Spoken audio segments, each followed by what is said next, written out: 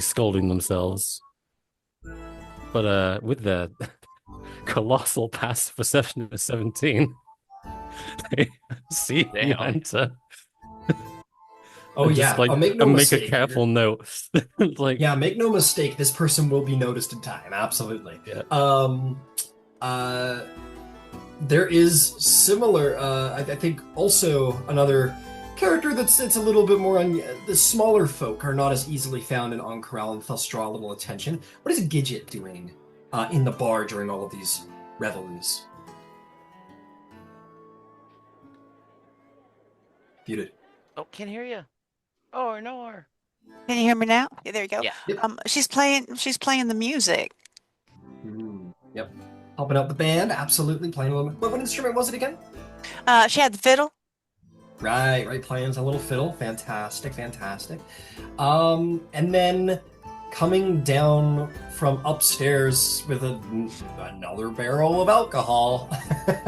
um, what would Kirillis do with this barrel, and then what would happen thereafter? I think as a form of like pain medication and as well as grief, Kirillis is sauced. So he's like coming down the stairs, rolling a barrel from up the stairs, trying not to let it crush him because he's not very strong.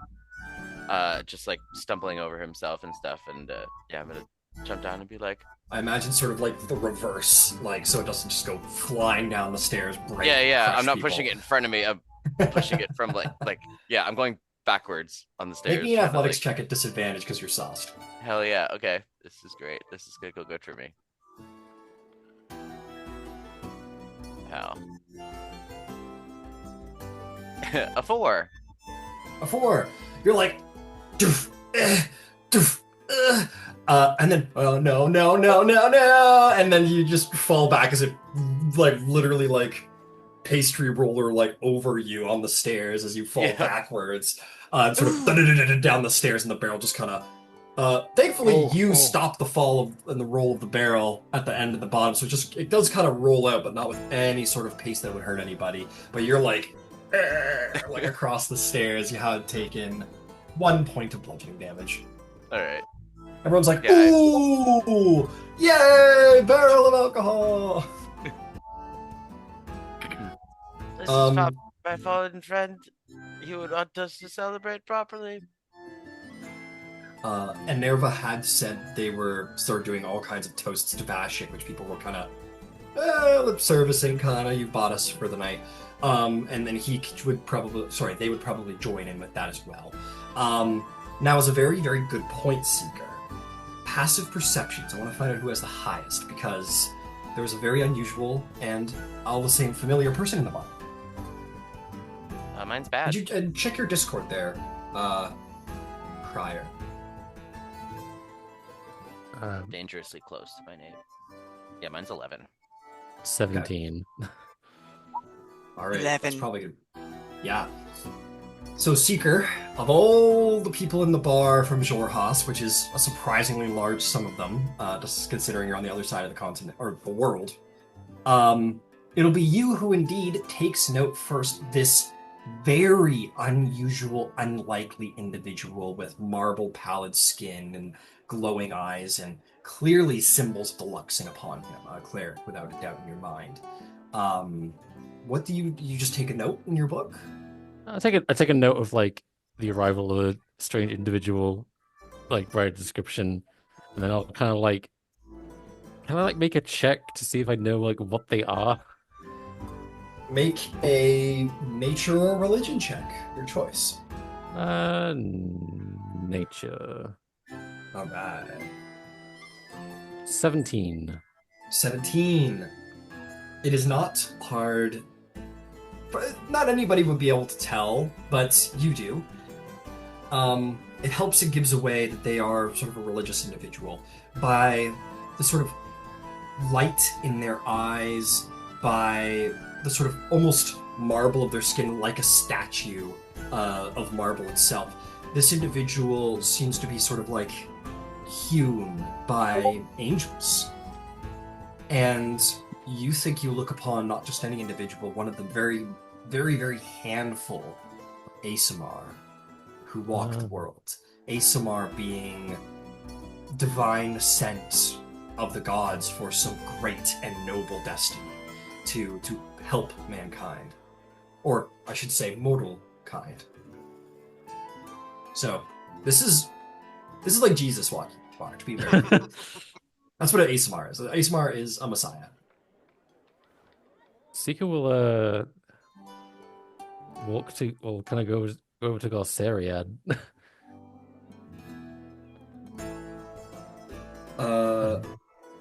Okay. You walk over to Galsariad, who is sitting there with his cup of wine and kind of swirling it around. And you haven't talked with Galsariad much, I don't believe. No. As you sort of sit down, he says, what can I do for you, Kinku? Was Seeker, was it? Seeker will nod and then kind of like will point over to where they see this Asamar and just say, "Do you see? Divine." An Asamar. And he will sort of say it aloud, he says, I've never seen one. How remarkable. I'm sure Dermot would have a fit if he saw. Seeker will look Yeah. around. Where is Dermot? Dermot's sitting like 3 seats to the left of you guys, like on the other side of Maggie, kind of watching Ao dance with happiness. I like Galsariad's voice goes, "Dermot have a fit," and then point towards the prior. Yeah, you say Dermot have a fit and you point. That's very funny. That's very, very funny.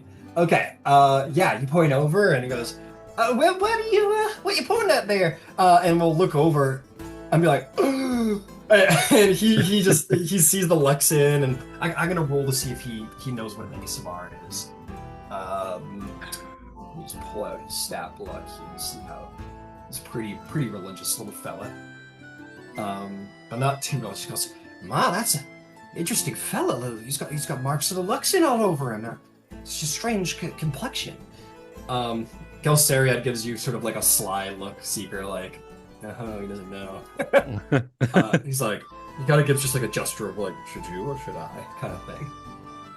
Seeker just kind of like just goes, "No, Viola, you go." He sort of leans sort of across Maggie and he goes, "Have you ever heard the term Asamar, Dermot?" Well, no, I surely haven't. What might that be? Well, there are people who are sent by the divines, who are touched, like a tiefling to a fiend, a human to an angel, or a celestial power. An Asamar is a divine sent prophet of destiny. And As you've like- just seen him first. As Galsariad is like giving this little explanation, Seeker will sort of quietly start just kind of will open their beak, and the sound like a soft church choir.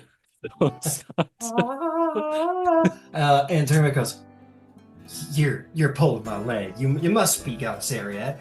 And he goes, No. Ask Seeker. He can confirm. And Dermot kind of looks to you with like a expectation of like, well, really? Confirm. Divine. Oh my goodness.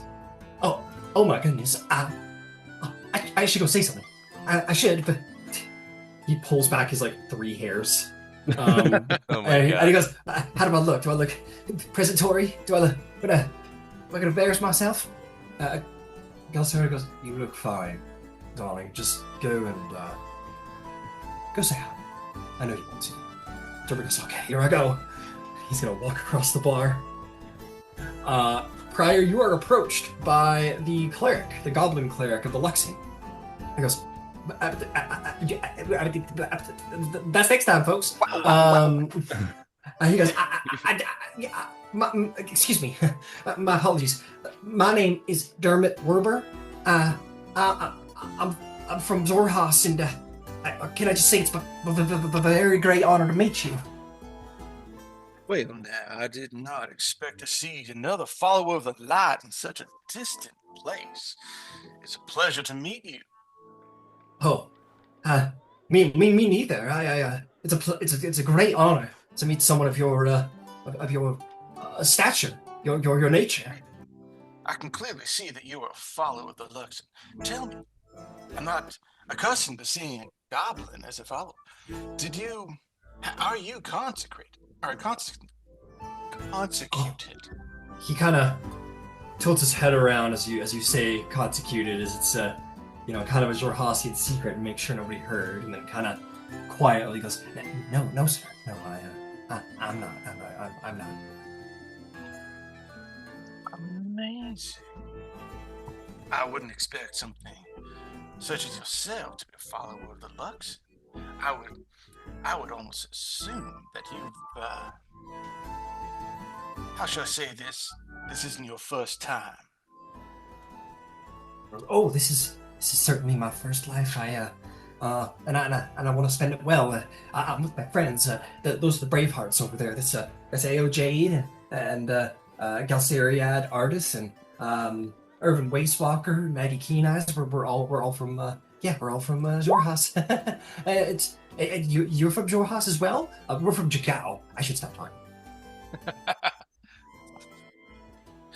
Well, yes, I've traveled very far. Like I said, I did not expect to find any followers of the Luxon this far away. How do you fare? I mean, so far from a beacon. Are you? I know. I feel the same. Not just one priest in Onkaral, but two now. we're evangelicals at this point. Oh, I do not expect to be preaching of our faith here. Oh no, of course not. There is no purpose. There's no point. Preach to those who have already been lost to the light. Oh, yes, of course. Yes, as far as I know, there are no beacons in Marquette. So, yes, they're much too far from the light to appreciate it. But dude, please, might I join you? Might I meet your compatriots, especially those from Xhorhas? Yeah, yes, of course. It will be our immense honor. Please, right this way. And he will lead you over to the table that Seeker is sitting at. I will say, for the sake of Kirillis and Gidget, I think Dermot's appreciation of this individual, and Dermot enough to like have landed eyes upon him once or twice, and then seeing this very clear Luxon priest, sort of, just in physical appearance, larger than the mortal plane looking individual. Very noticeable the interaction, and is guided over to the table. And any one of you could probably join. It would not be unusual.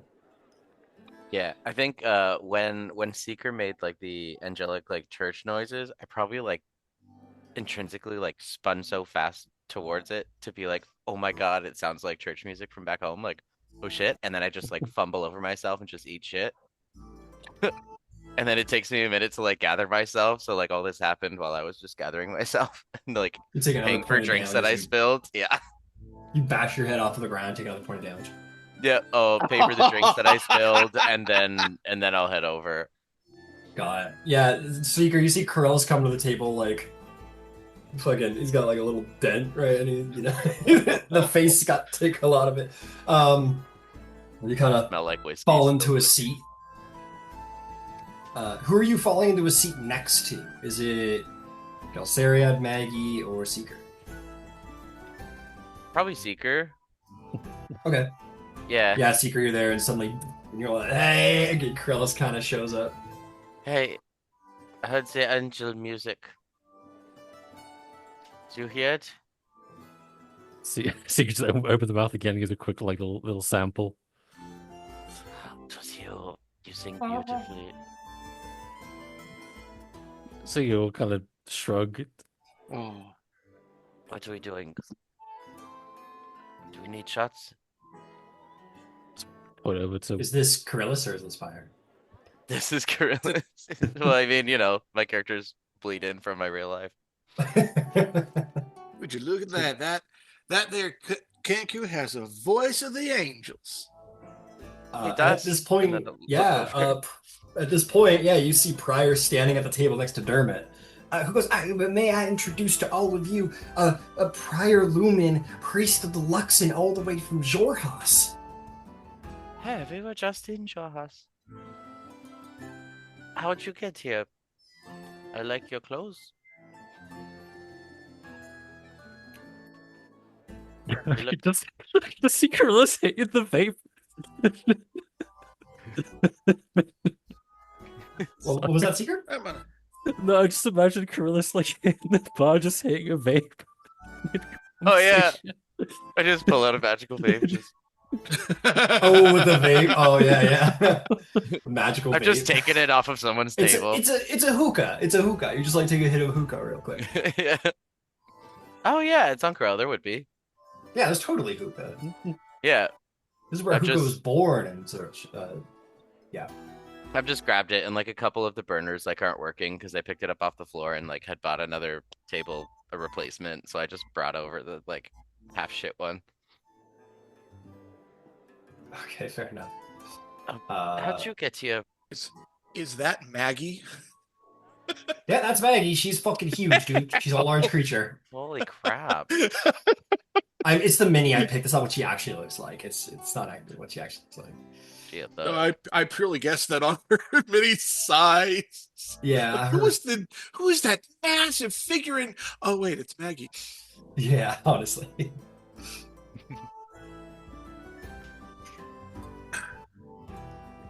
But yeah, I asked, how'd you get here?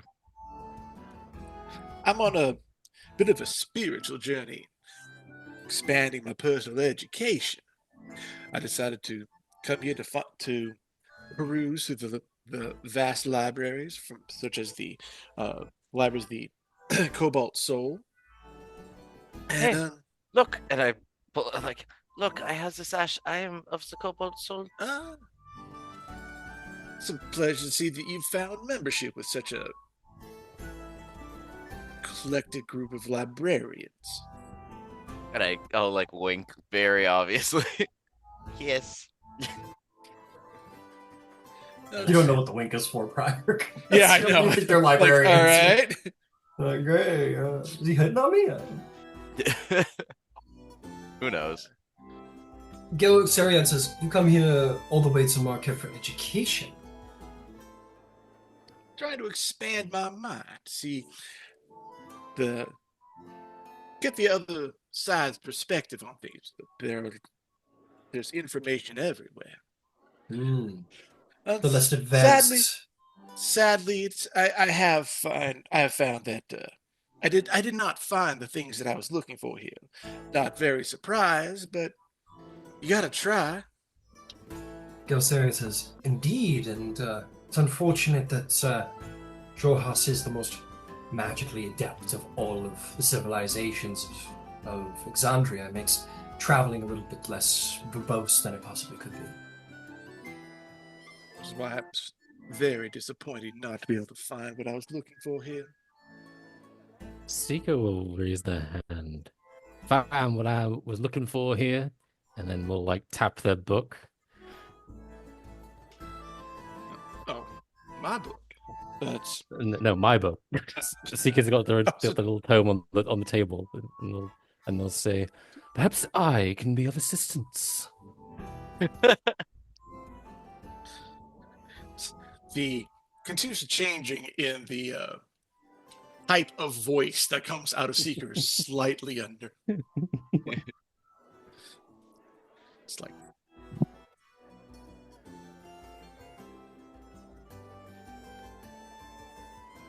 They'll say in another voice, "You want me to read this? Okay. I am Seeker. I sell great knowledge from far off and dangerous places. If there is something you wish to find, simply ask, and I will check it." Am I reading an ad right now? That's fucking hilarious. what was that last part? Am I reading an ad right now?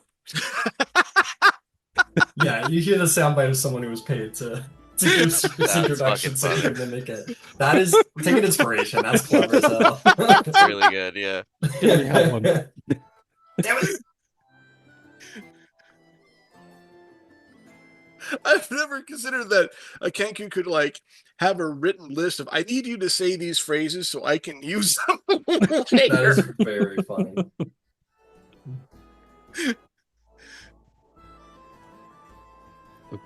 Deku like waits expectantly. He knows many things. He puts them Ma- in the book. Might I see your may I take a look through your book, please, sir? Seeker will Would it- give a slow shake of the head. You'll say what you desire, and I will see if I know. Right? This is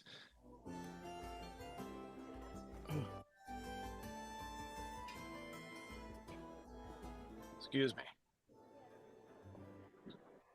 Gesundheit.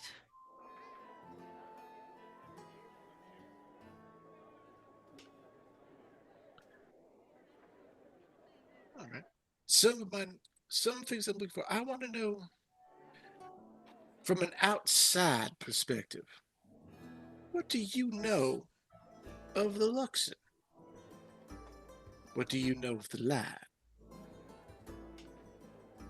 Dermot says, "Oh, well, perhaps we should, if we were to discuss such, sensitive matters to our home country, maybe we should find a nice private corner for us all to discuss in, where wandering ears might not, touch us." I'll like lean into prior. We're not supposed to talk about this. The people, they can hear. A second. Prior Prior gets leaves. up and leaves because he's like, yeah, I guess I'm not. I offended. say, I'm offended. Okay, what you say, don't tell like, me about my own religion. the people they can hear, and then Seeker will just reply with like, now the anatomy of the human ear, very similar across souls of bipedal humanoids. Very different to common your ears. Kanku ears. Just hone something further. Human ears no good underwater.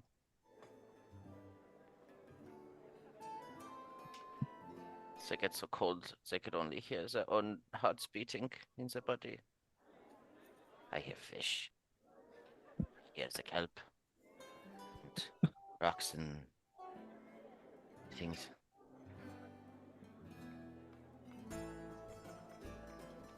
And I'll like grab mine in my ears, start tugging on it. What are you talking about? Seeker just kind of like tilts the head and then just says in like a gruff barman voice, "All right, friend, that's enough from you. We were cutting you off." I just, ah. Dermot says, or Maggie says, "I'll go get the others, and yeah, we can go find a little private place to talk about worldly issues." And fast forward that a little bit. Yeah, Maggie goes around and sort of with a big meaty finger taps Gidget on the shoulder, taps Ao on the shoulder, taps Dermot on the shoulder, taps Ivan on the shoulder, and the three of them, presumably for Gidget, will sort of come together. And you guys maybe find your way to like, yeah, you don't leave the bar or anything, but or shit, I don't know. Do you guys want to find like a side room to drink in, or do you want to like do ye old sort of drunk night walk through the city? I Do would the probably drunk- say side room, but I'll leave it to everyone else. Yeah, I guess it would be more sneaky to be in a room. Yeah, fair enough. You guys find maybe you guys make your way to the second floor where like the rooms are that are currently empty, and you guys can kind of sit around with your barrel of Vashek beer, and can continue the conversation. Dermot very quickly introduces Ao, Irvin, and Gidget to Prior. This is Prior.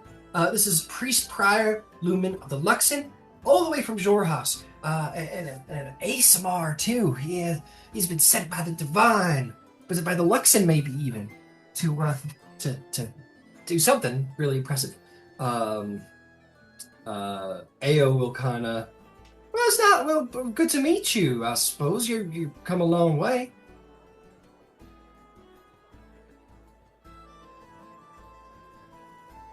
It has been a long journey. I can't help but notice.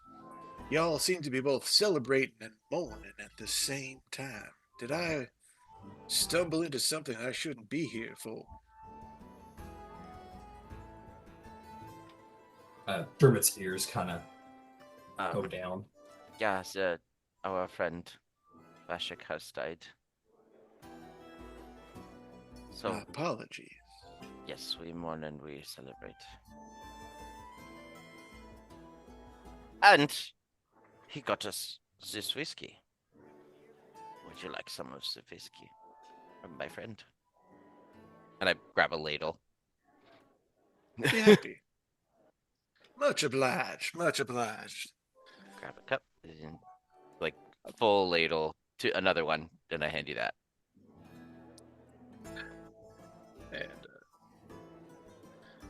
And I'll raise the cup up. A prayer to the Luxon, and may his light be embraced, though he is far from a beacon. May he still find his resting place amongst the stars. He is with friends, I heard it. And I just nod, like I'm definitely sure of it.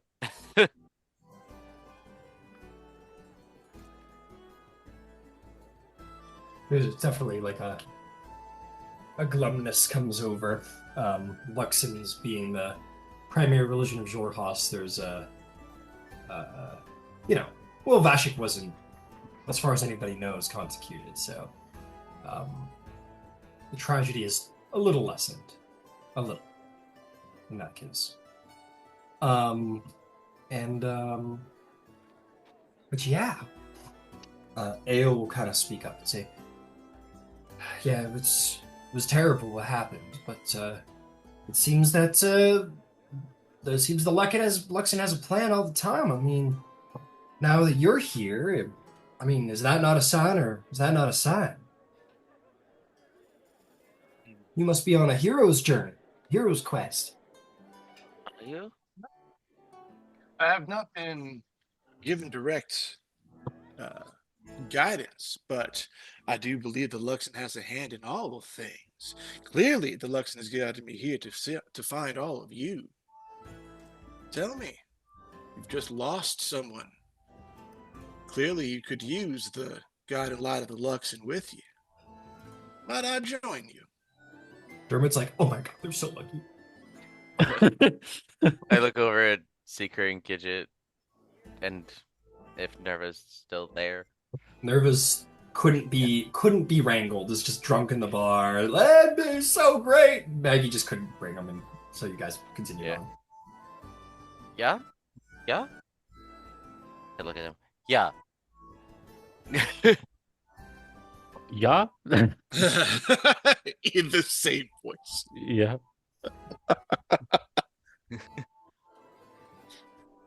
I'll be much obliged to be the guide and light of your group.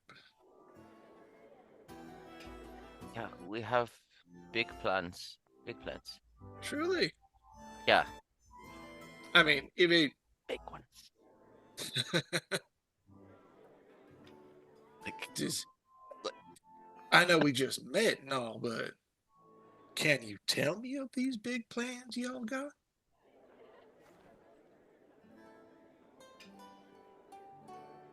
The entire group of the Bravehearts, their eyes just kind of sort of turn in the general direction of the three of you,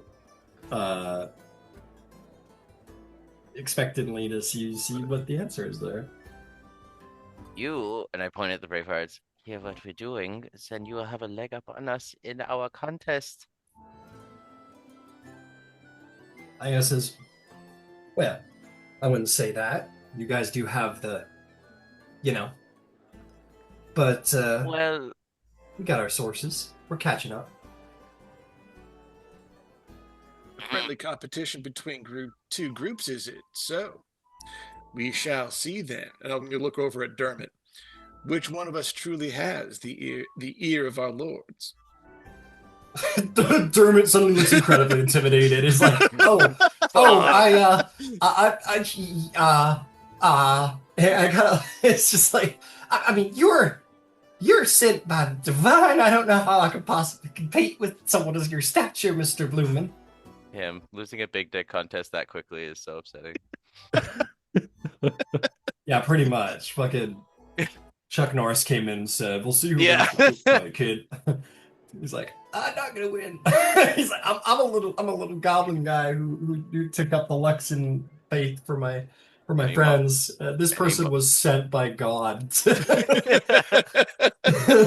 He's like, I'll nothing like a little friendly a little friendly rivalry to see how things go down the line. Maybe we'll see who comes out on top. And he starts drinking. He hasn't been drinking. He starts drinking. If you want, we could stay at Kobold Soul, and I could tell you there. I have the room.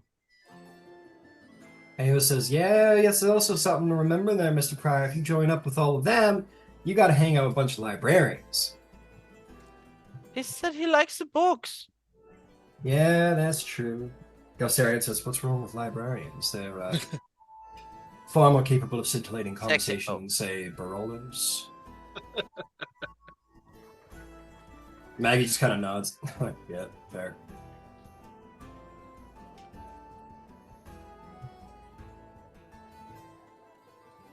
As well. Good luck to all of you. I think this is feeling like an apt time where we take our leave and let you guys kind of familiarize yourselves, and we'll see who wins, huh? Thank you, my friends. Bye now. Come on, guys, let's go.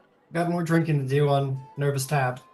And they'll all start making their way down. Maggie, with no small amount of struggle, actually probably breaks the ladder on that one down and goes, ah! Oh. The whole place rumbles a little bit. She's like, fuck it, I can't. And stands up and wanders away. Yeah, and the Bravehearts will give you guys some space to get acquainted. Okay. And the lights dim. No. I'll like hands on my knees. Okay. So me and my friends, we originally met up in Jigao.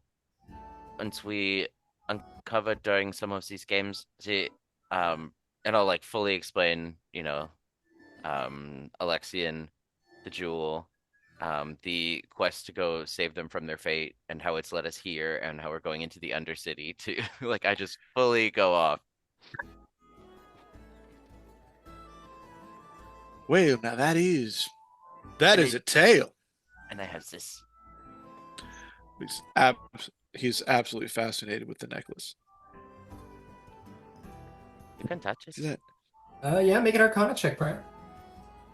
Or a religion check, actually. You can make either one. There you are. They see me roll. Oh, good. I only got a 26 on that. Oh, great. That was a religion? Something. Religion. Heresy upon the great Luxon Bacon. You will note iconography of the Changebringer and the Moonweaver, two of the prime deities. This is clearly a holy relic of a religion that is not your own, and more still, a vestige of divergence, a powerful, powerful, powerful relic of magic. That is a fascinating piece of history you got there, and you just found it.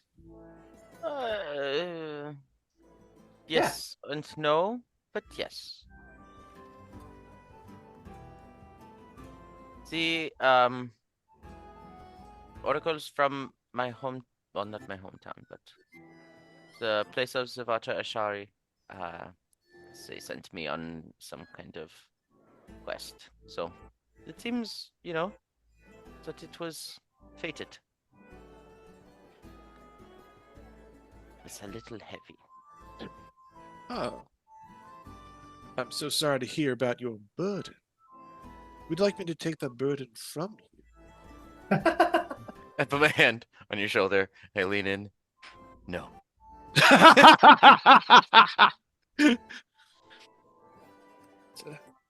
And I'll tuck it back in. Yes. The water Ashari has guided you. You have a holy vestige in your possession. Yeah, This I follow the Moonweaver. Yeah, they know her as something different, and different, like, understandings of her. It's very interesting. I understand. I understand. We can. Everyone is permitted to have their wrong opinions on religion. Wrong opinions. I just like jaw hit the floor. No. But beyond that, clearly we have been sent by the divine to accomplish this task. Yeah.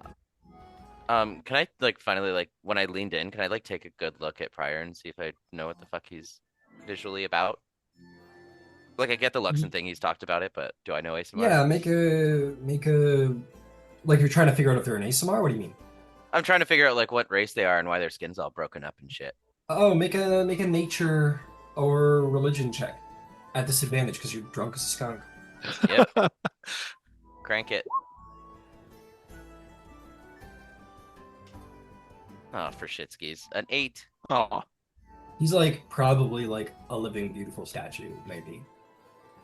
You are Who carved knows? of- There's so many races. You are carved of marble. and yet I do bleed. Yeah? Bleeding stone. That's new. Are you from Terra? Uh, What is Terra? Terra is the No. I mean, it's a Prior. Prior has no idea what Terra is. I know what Terra is. Just- Trust me. Okay. out of character. So I want to make sure that my brain is accessing all of its files, right? Xhorhas is with the primary country for the Luxon, correct? Yes, Xhorhas is the primary and only nation Yeah, that worships that the is that is where, as far as Prior is concerned, that is where he is from.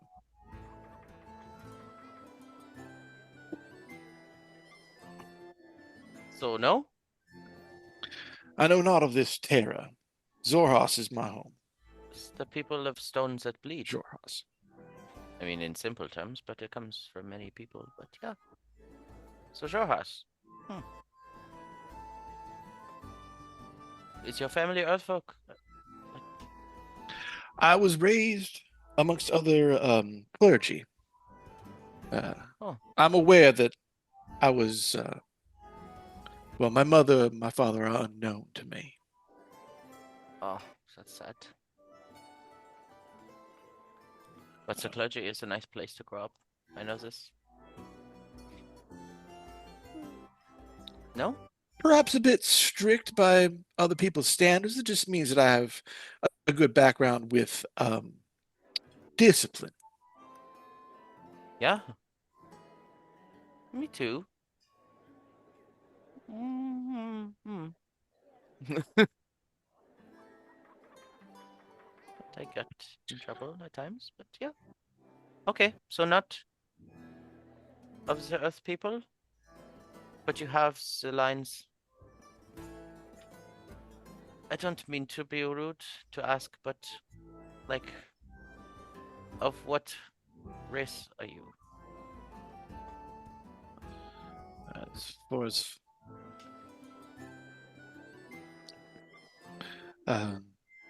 the other priest referred to it as an ASMR. It's celestial touched. I have some clear kind of connection to the creatures beyond, the beings beyond, and a connection to the Luxon myself. It's beautiful. I have this connection too. That's why I can do this. And I'll like just spread my fingers and shocking grasp just like zaps across my fingers. Yeah. You can make a Arcana or religion check prior to see if Kirillis' assessment is correct. 20. Dirty. 20. Yeah, you you have a decent knowledge of what you are, and you know that ASMR typically take the shape of like plastic Human. humanoid individuals, sort of mixed with that divine Yeah. blood. You look at Kirillis and you're like, no, that's a sorcerer. Yeah. Like that's a storm sorcerer, and like sure maybe there's an argument that there's a connection to the storm lord, like there is an argument for a connection to a god mean- whenever anything happens, but Yeah. not I mean, it's Yeah. sorcery is frequently in the blood. I mean, it is a Yes. passed down Yes. through some kind of magical infusion into you. Sure, that's a close connection. Yeah. I have a Oh, sure. higher connection. I've been sent from here on high is the difference.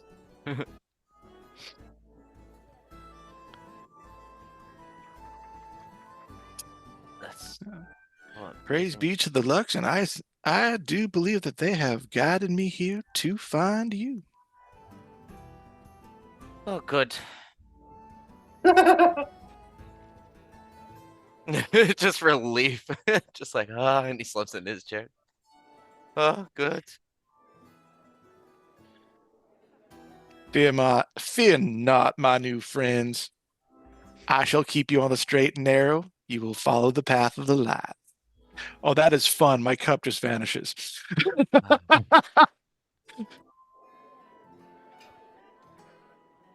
have plans to go into the Undercity very soon.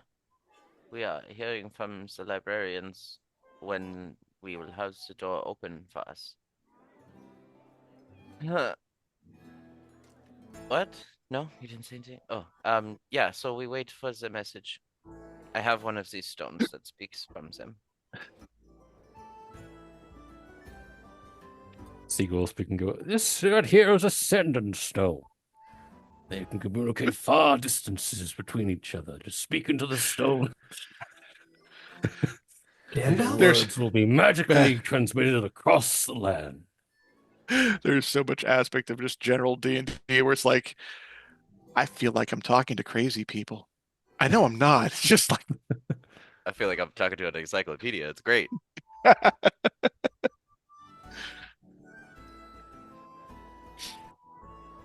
Yeah, what he said. You're so helpful, Seekers. Thank you. I'll put it away. Seeker will just angle the head up and be like, damn right.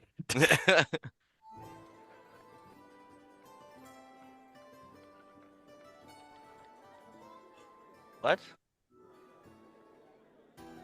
No. Oh. Okay. With that, perhaps the night sort of circles off. Yep. Yeah, you guys maybe like head back downstairs, have a couple more drinks, and if there isn't anything anyone wants to do with the rest of the evening, yeah, you guys can find your ways. I mean, as a reminder, you guys had paid up to be here at the step aside until tonight, so you could sleep here. Not free of charge, but technically you've already paid. So you guys can get some sleep. Yeah. And upon the next morning, oh yeah, secret. I was gonna say that Seeker will go to the Cobalt Soul to sleep. They're very nice, very comfortable, yeah, and probably very up Seeker's alley because it comes with like tons of candles, a nice desk space, bookshelves. Yeah. It's great. Gidget would also stay at wrong dialect. I'm sorry. Gidget will also stay at the Soul if she can. Yeah, of course, absolutely. You guys have been inducted. You guys have the robes, and so to speak. Just as a fun curiosity, how does Seeker and Gidget apply their robes? You guys have seen the picture. Is it just like all of it? Is it just like the sash? Is it just how do you think you incorporate that into your style? Hell yeah. I don't know if Seeker would actually wear it, just because for what Seeker does. I think, at least for the time being, I guess, I don't know, it would be underneath Seeker's full arcane armor. There's not much room to show it off. You can put it on the outside of your Yeah. or maybe you just have like a little shoulder. I don't know, whatever you want. Like Probably Grecians tied had to some sashes. little sort of blue. I think it's just a blue wristband, really. Cool. Nothing Yeah, too absolutely. like pretty something that even though they like a bit of plausible deniability, I guess. Yeah, absolutely. What about Gidget? Uh, I actually think she sees what Seeker does and just does the same thing. That's the Fair kind of enough. god Fair it enough. makes. Cute. Yeah, little cobalt soul sort of wristband. Hey, nothing wrong with that. Okay, beautiful. You guys all get some sleep. I They imagine I like all. Oh, accidentally commissioned Gidget to be my like mama bear for the night when I'm like Yukon and stuff. oh man, Oh, terrible. Yeah. And the one thing Gidget will do, at least as she has time over the next day, is make new map keys for everyone that are a little fancier than the ones that she did real quick. Fair enough. So I have my own Gidget map. Yay. Every like when Okay. yeah. Yeah. That's hype. I'm excited about it. Very cool. Very cool. Yeah, you guys have some very fancy artificer arcane maps. Very, very nice.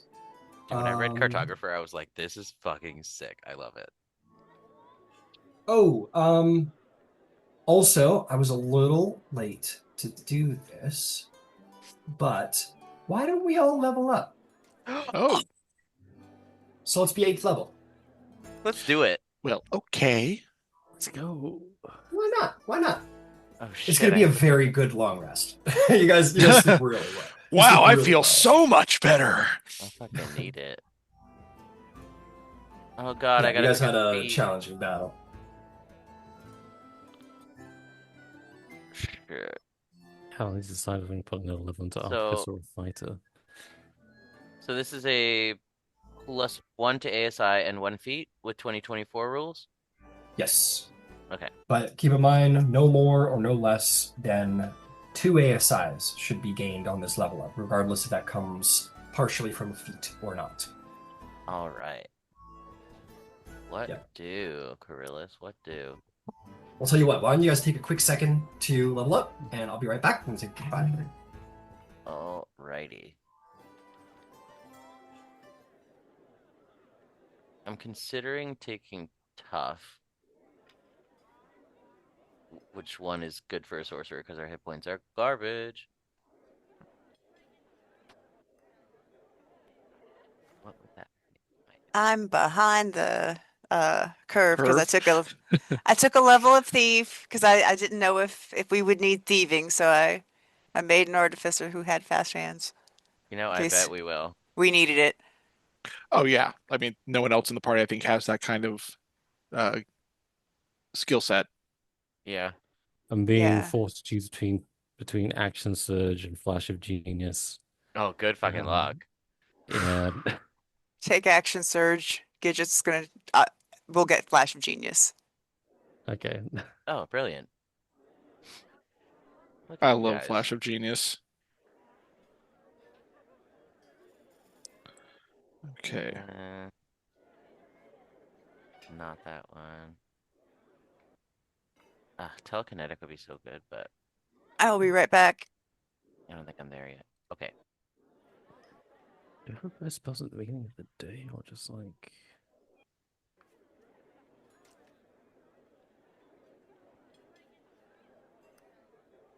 Hmm. okay, I can change spells at my normal rest. Okay, good, good.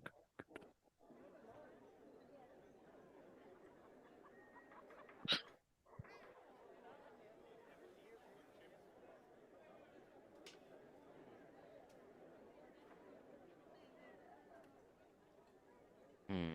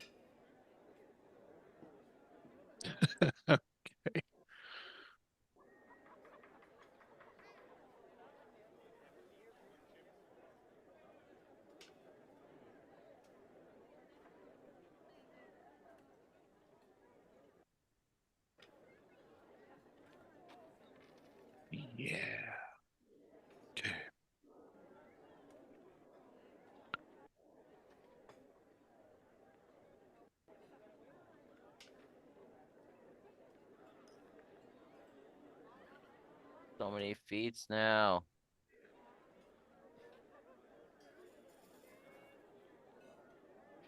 Did anybody know exactly what they were doing?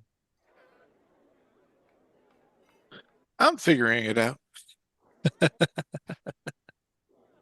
need to create my replicated item because I ate it yesterday. Oh yeah. Well, since we're going into Both of you ate one of your magic items. we did. I'll rebuild that.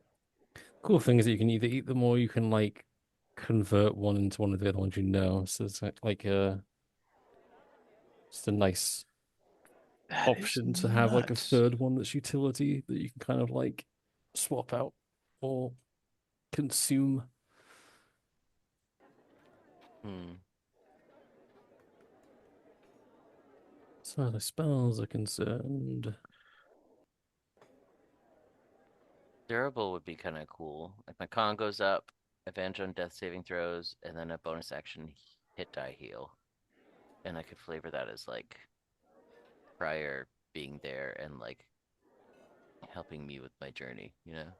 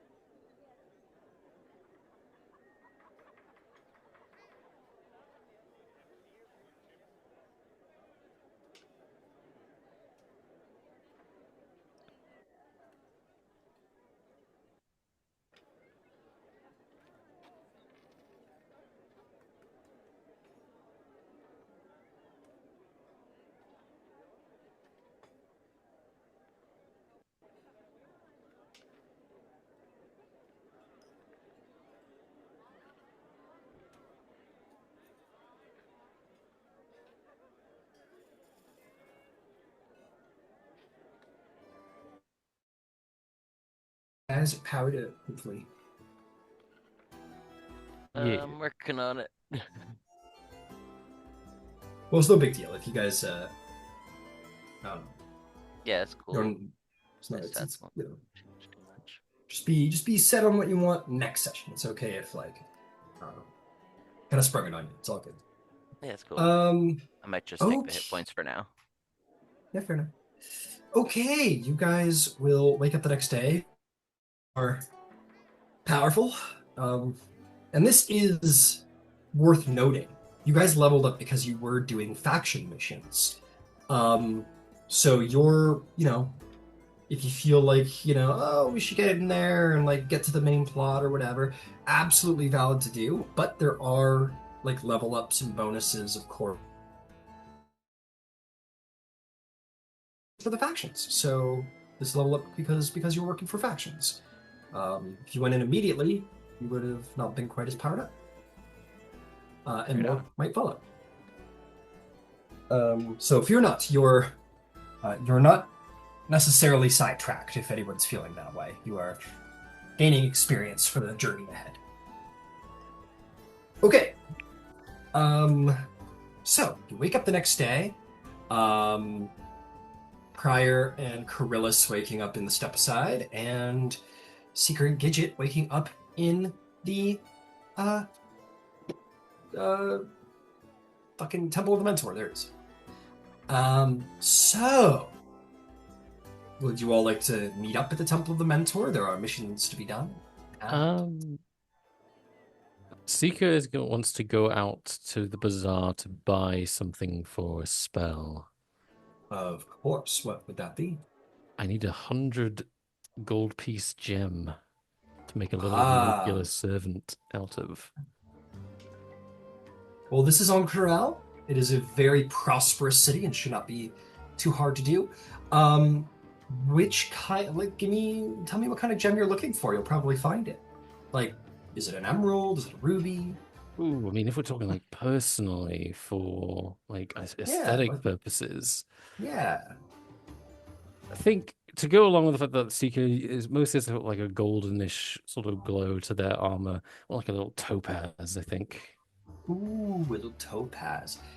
Yes, easily found. There's probably a number of store-owning vendors and jewelers who will sell precious gemstones. There are many mines in these surrounding uh, mountainous areas. So yeah, you go to a shop and he says, "Ah, be pleased. Yes, take it, my friend. Good luck. May it serve you well in your endeavors." In the process of like buying it, Seeker's gonna be like Yeah, yeah, doing checking the that. stones over, Absolutely. And carefully yeah, he's inspecting. totally happy to let you. He's Yeah, like, "Oh, finest you'll find in the bazaar, I promise." this And it one. is. And yeah, I'll pay the 100 gold. Excellent. Be pleased, my friend, and come back if you need any more. And then I'll head back to the Temple of Mentor, but I need like the cast time's an hour. So Yeah, and you can do that this morning. yeah, It's yeah. all good. Why don't you continue on? As you make it back to the Temple of the Mentor and into your room with Yeah. your cool bag of stuff and your project has everything it needs. What does that hour look like of you creating and assembling this homunculus? Seeker will Give me the take out their montage. Seeker will take out their tome and we'll kind of like scroll through, and then they'll find like a sort of set of almost like schematics that they've drawn up quite a while ago, and there's a mix of his own handwriting and also the handwriting of someone else. They're like their teacher or mentor who they worked through to kind of figure out how to build this thing.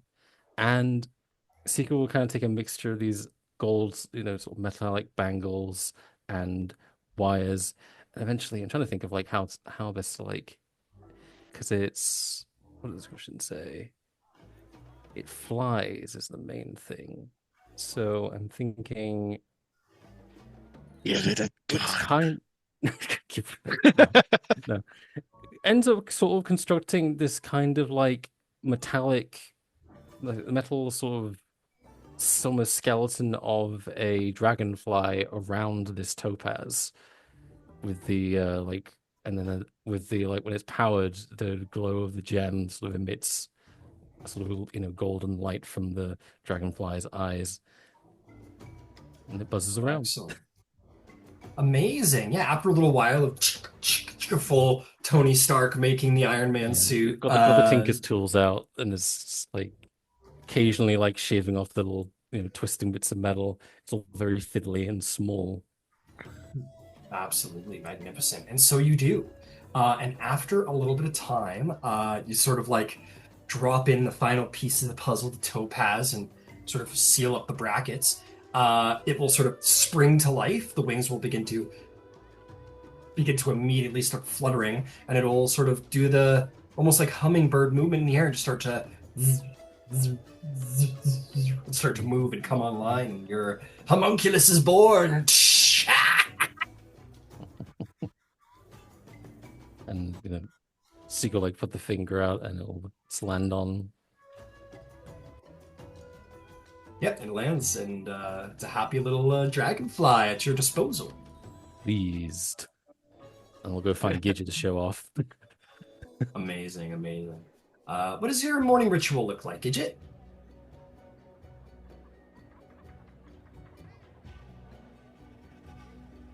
So I wanted to talk to you about this for line work, line drawing. That would be calligrapher skills, right? Because you're not using an easel and a paint. You're specifically using like that Yeah, median. All right, yeah, cool. why not? So since it seems like the group is starting to coalesce a certain way, she is looking to make something significant, and so she actually starts with for each person she'll take 2 draconic runes that in some way suggest what they do. Like for seekers, it's the one for warrior and the one for artisan, and so that's like the base of the figure, but then she makes it like structurally like a crow. So it is a unique. It's a unique figure, and everyone's is going to be something like that. But I figured that would take quite a while. So before we get together, she does her map work. Yeah, by all means, by all means. So you do personalizing as you will.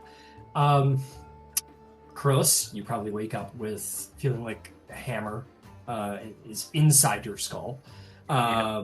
Not even banging on, it's just like in there. And I imagine a Triton is particular, especially a Triton in the desert, is particularly susceptible to dehydration. And what does Yeah. alcohol do but dehydrate? So you wake up like the mummy. Yeah. Someone's like, "Oh God, it's awake," and you come down the stairs like a shriveled raisin, like water. Dasani, gross. Yeah, right. Oh my Um, god, you saw that too. yeah, of course. And yeah, I'm sure you just go to the front and they just like are probably used to this by now and just like hand you a huge pitcher of water and just start just pouring it on Yeah. you. Is it Some of it yeah, like what comes out of my gills. yeah, you're like, oh yeah, It's pouring it in it your spills gills. over and feels fantastic. Oh yeah. Oh god. Uh, uh, what does Kirillis's morning look like? Uh yeah, stumble to wake up, look around for a basin for like to throw up in. If there isn't one, I just bust the windows open and just like hurl over into the town. Um and I'll, you know, take some time and clean myself up and drink a ton of water and then kind of try to rouse myself. Um and like look down at the barrel of whiskey and be like, fuck, how the hell am I supposed to travel with that? I will say it's probably empty. No. Between Ural's consumption of it and it was an open bar, people probably snuck some and find it's empty at the end of the night. Oh man. Okay, I'll create water in it and I'll just stick my head in and chug a bunch of fucking water. Fair, fair, fair. Yeah. And then I guess I'll leave it behind. Actually, no, I'll take the lid and put it in my bag of holding. And then I'll head to the library. Through the streets. I'm sure there's like a cart system or something. You're good. Oh, no, it's just the lid. Like I don't imagine like it's whiskey. It's not like a beer Oh, one. just So the it's lid. probably I thought you just the I thought lid, you- yeah. Oh, okay. I thought you meant the whole bear. No, no, no. You're good. And I'll slip in my Now, bag of as I holding. expect a slightly more ritualistic awakening, in my guesstimation, Prior Lumen, as you awaken, what does a good morning look like to the Prior? Oh. Oh. Is there prayers? Yeah, Is there... definitely prayers. I'll going through my morning prayers for the Luxon. Excellent. And I will say, in the way that you Good. reflect on a dream, not necessarily having remembered it very well,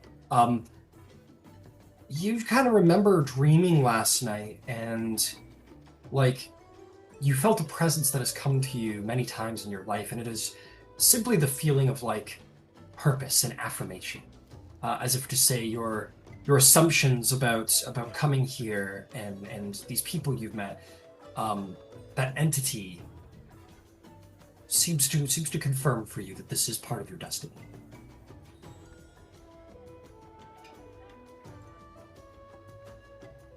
Is there anything else that may happen in Prior's morning? Just sort of ritualistic prayers? Pretty much, and that'll be just about it. Okay. Yeah, no problem at all. Yeah, you wake up, you do your prayers, you pray to the Luxon, the usual things, and yeah, you awaken in this place so very far from the Luxon, and prepare to continue your journey. You head downstairs to find, Kirillis soaking wet and looking very dehydrated and with a barrel lid. Looks like a mess. And apparently away. Actually, that's a good point. Oh no, we got some time. Sorry. Um, okay, I'll just say that Pryor and Krillis maybe begin to head to that part of the district. Um, Maybe we catch up with you to sort of host. But yeah, Pryor, you have been welcomed to visit. Uh, do you? Actually, I'll ask you, Pryor. Did you go to the Temple of the Mentor to look through their stores of knowledge, the Cobalt Soul? I did. Yeah. And I so fa- here you are again. Oh, I yeah. was I was left disappointed. Hmm. Now, the Temple of the Mentor, I don't think you would necessarily know why it's called the Temple of the Mentor or if there is any religious value to this place. But yes, you have looked through the public stores and maybe been disappointed. But this time, you are invited to sort of the members only section of the place, and you guys are again going to find yourself confronted by the one, the only. Oh, you know what? Again, I'm making a little mistake. They said that they would get back to you in about a week, didn't I? So no, I'm going to take us to a little downtime is what I'm going to do because I said he might take some time to sort of figure out what to do next. I'm going to just double check that. Yeah, they said they're going to connect with the Allegiance of Allsight, get you passage into the Drowned City, and they'll be in touch. So you guys have about a week of downtime to do what you will. So let's hear about it. How do you guys wish to spend your time? Give me those things you'd like to do, and if there's any role player conversation you'd like to have in the meantime, by all means. Who would like to go first?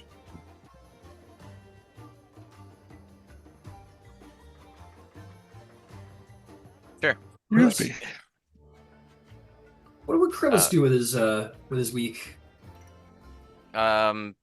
I'll um ask the Cobalt Soul if they have any like good healers and stuff because I got my shit rocked, and I'd be like realizing like once they're like, oh, didn't you just bring in a party member that like is a Luxon healer or whatever, and then I'll go to Prior and get healed up and stuff if that's okay.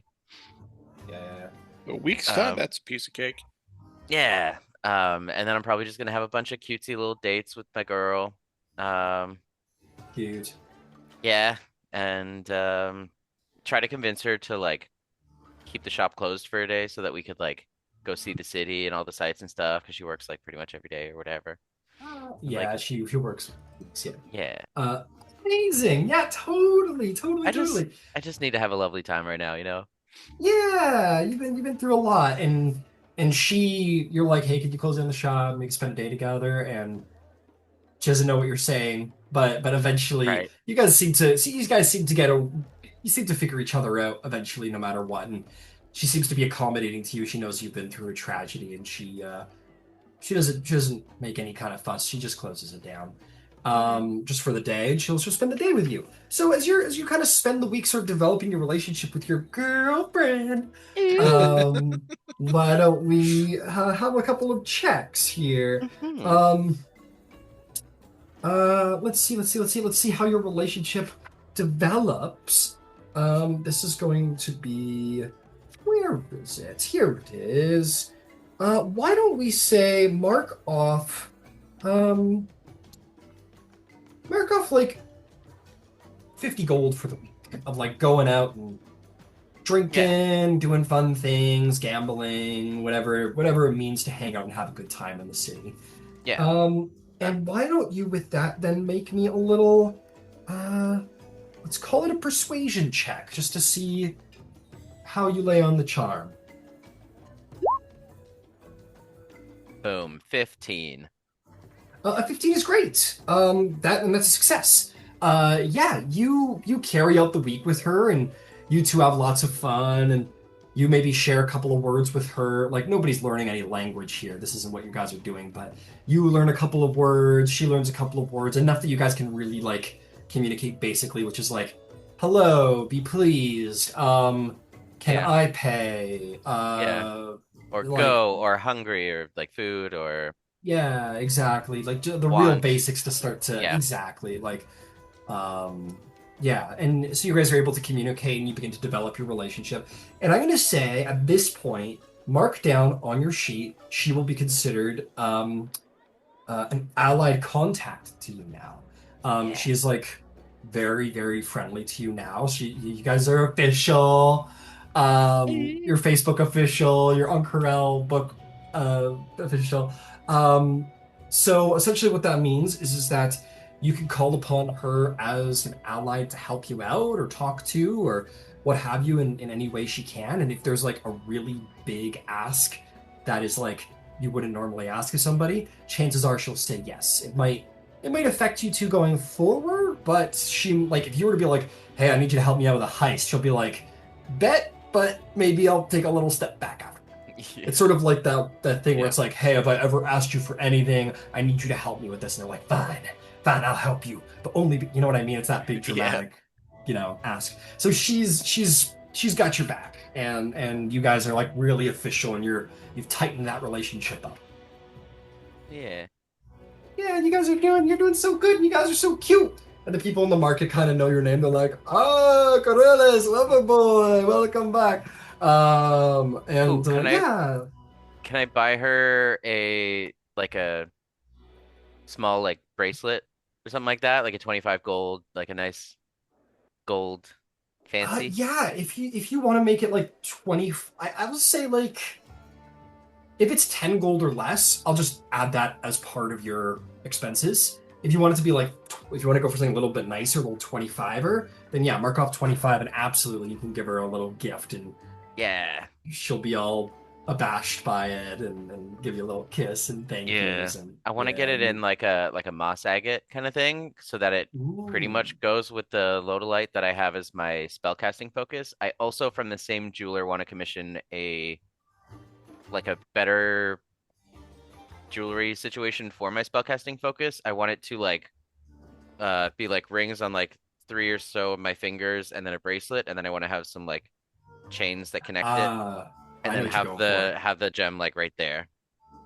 Yeah, something. absolutely. Yeah. By all means. Well, I'll tell you what. Give me a little second, and I can get you nice on all of that. I've been thinking about this Do you- since we got to town that I wanted to upgrade my spellcasting focus. Very cool. Do you happen to know what the standard? I'm looking for it now. Actually, I have it. Give me a second. I just gotta flip to the page. Nope, these are. Damn, I haven't pulled the PHP. 10 gold is your average focus. Okay, so why don't we call yours 25 as well? Okay. Yeah, because there's a couple more gems incorporated. It's a little bit more exaggerated. So yeah, with 25 gold, you can get a much nicer focus on your head. And hers matches mine. But it And hers doesn't do matches the finger yours. stuff because Yeah, getting over hers is the a ring little is a more whole like thing. yeah, hers is a Yeah. little bit more like a bracelet. Yeah. Yeah. And she thinks it's so cute. She loves it. I'm not terribly well acquainted with sort of Eastern marriage traditions, but I'm pretty sure they don't wear rings. New and cute to her, like something that she maybe isn't like. It's not a tradition here in Oncorel, and so she's like she thinks it's incredibly original and is like thinks it's awesome. Hell And yeah. also, you're kind of sharing your culture with her in her culture too, and she loves it, and it's incredible. And she kisses you all over your face. Great week And for other me. places. Yeah, it's a great Yeah, week. buddy. It's really filling, really fulfilling. Oh, yeah. Incredible. Amazing, Krillis. That was a very wholesome week of you. Who else has stuff they'd like to do with their week? I'm gonna call on someone. I'm gonna roll a d6. Seeker, you're up to bat, my friend. You're muted on Zoom, and why don't you tell us how you spent your week? I'm reading crafting rules at the moment. Oh, no problem. So I I'm can help you out trying if you need. to, because I'm pretty sure it's like 10 GP per day that you're spending, like it's in terms of like what you're making, but I might be wrong on that. I don't know. I'm gonna go. I'll help you out.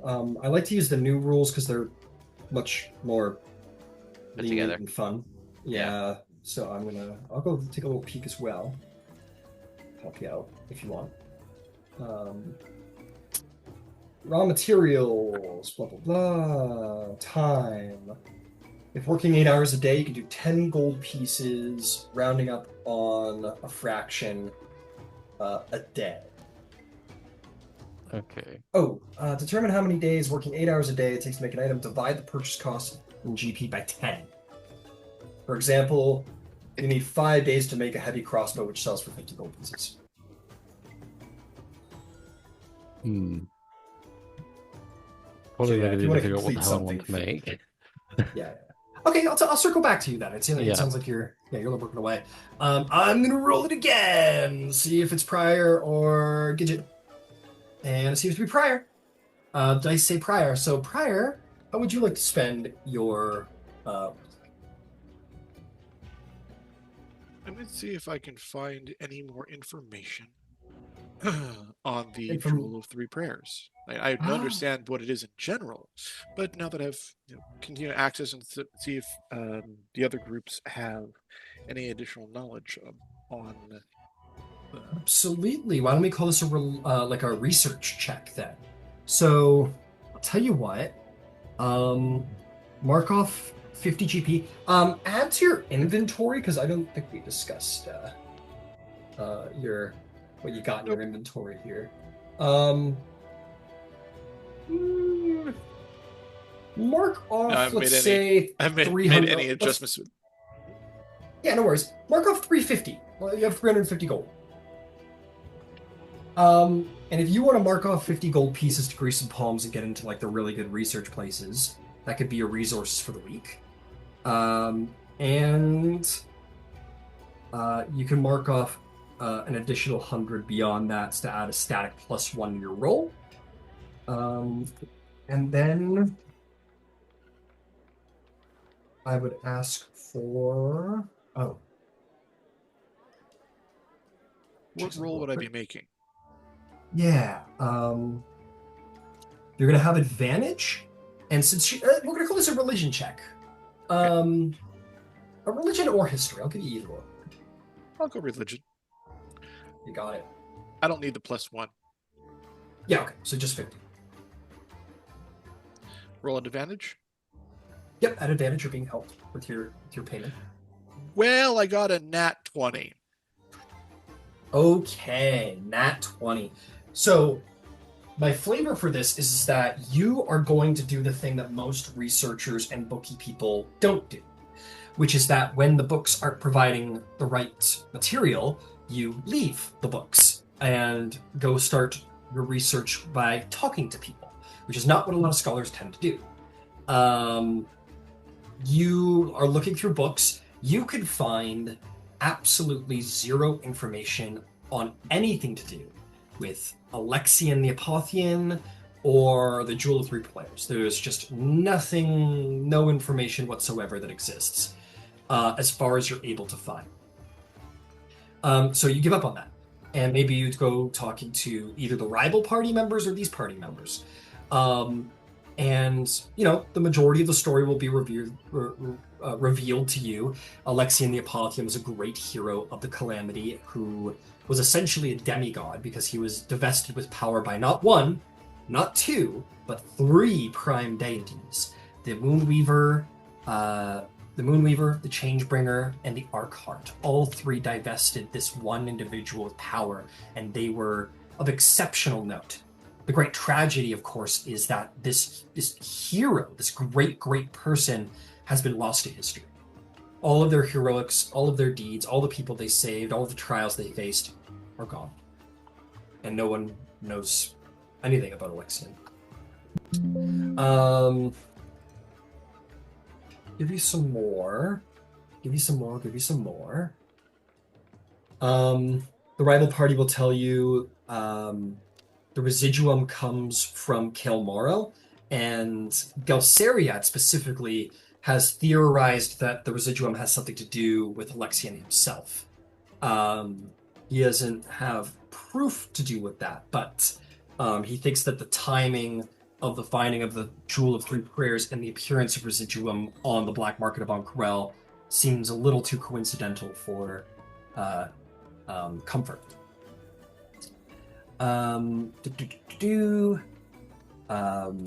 You would learn that, let's see here.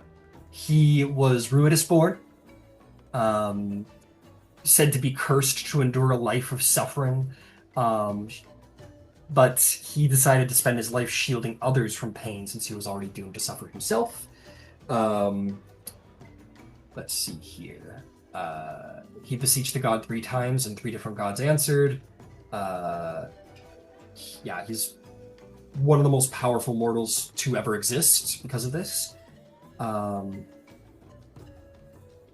yeah, they suspect that he is in a state of perpetual torment within Kelmaro.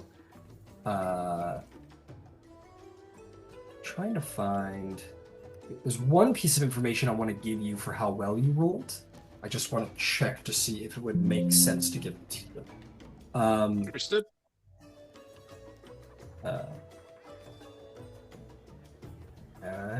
I gotta do a little lore hunting here to find out.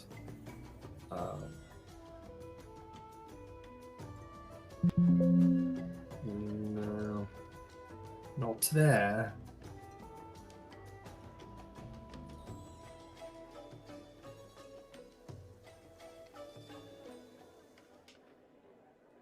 Let's see.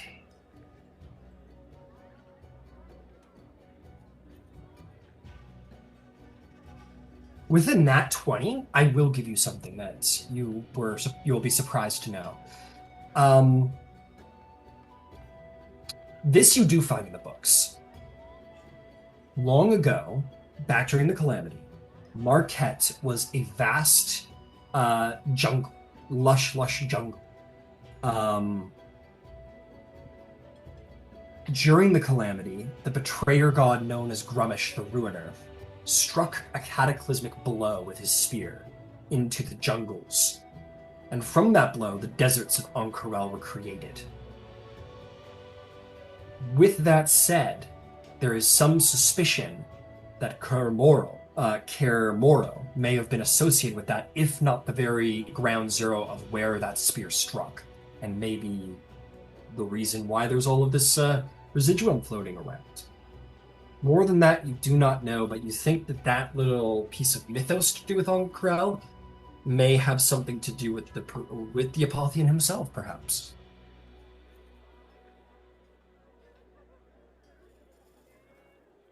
Especially considering that this is supposedly his resting place. So that is what you know, sir. And that may not seem much, but for that is, considering he's a lost name in history, that's a tremendous piece of information. I promise. I believe it. Cool. There are. Ooh. Oh no, sorry. It's a one I'm supposed to roll. No, there are no complications during your research. Very good. I'll roll the dice again to see if I'm calling on Gidget or Seeker. I'm ready. Oh, Seeker, you are ready. Yeah, please. I've decided I'm going to spend. You said we had like a week, right? Yeah, 5 days. I'll spend. Wait, did you say 5 days or? It can be do whatever you want. I need 6 days. It's 6 days. Okay. You're okay. I'm going to spend 200 gold to create 2 air bubble spell scrolls. Ooh, and you have access to the air bubble spell? I do as an artificer, and I'm proficient. I'm both proficient in Arcana and calligrapher's supplies. Excellent. Making spell scrolls, I'm good at. Amazing. And if I'm not mistaken, because scrolls are consumable, it will be half the price of time to create one. Let's see here. Spellcaster can transfer a spell to a scroll and create a spell scroll using the rules below. What level spell is this? 2, second level. 2, yes. So it'll be 100 apiece, and it would take 3 days each. So that would be, So if you drop 200 gold pieces, you may have 2 scrolls of air bubble. Absolutely. Because I figure a drowned city sounds like we'll be swimming. Possibly. Ooh, but there is a complication, sir, to do with your crafting. No. According to the dice. No! That complication is... Ooh, rumor begins to swirl that you're working on an unstable project and may be a threat to the community. Oh, There may be consequences to follow. Oh no. Oh, man. Last but not least, we have Gidget. Gidget, what would you like to do with your days? Hot girl shit. Hot gnome shit. Hot no Hey, shit. dude, you beat me to it. You beat me to it.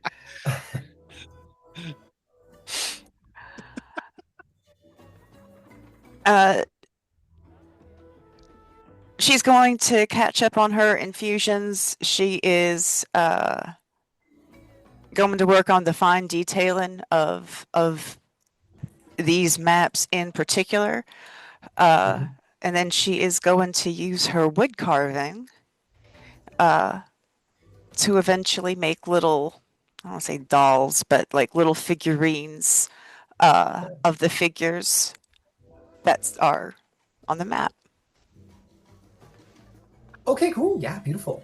Do you want to do some rules for those? Sure. Sure. Okay, so you would have advantage for both because I assume you're proficient with both. For the maps, this is clearly like you're going to succeed on the technicalities. It's in your features. But if you want to do it for the artistry, maybe it's performance check and advantage. Or sleight of hand, your choice. I feel like sleight of hand would be fitting too. I would appreciate sleight of hand, please. Sure.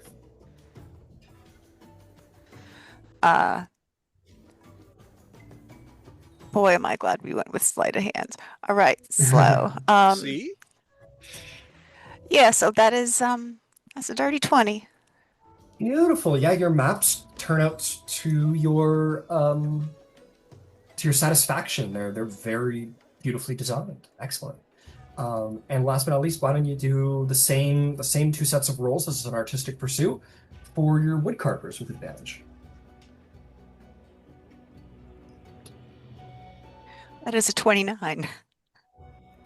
They turn out even better. Second draft usually is better than the first, and you make highly detailed, beautiful carvings, good enough to be left in the tomb of a king.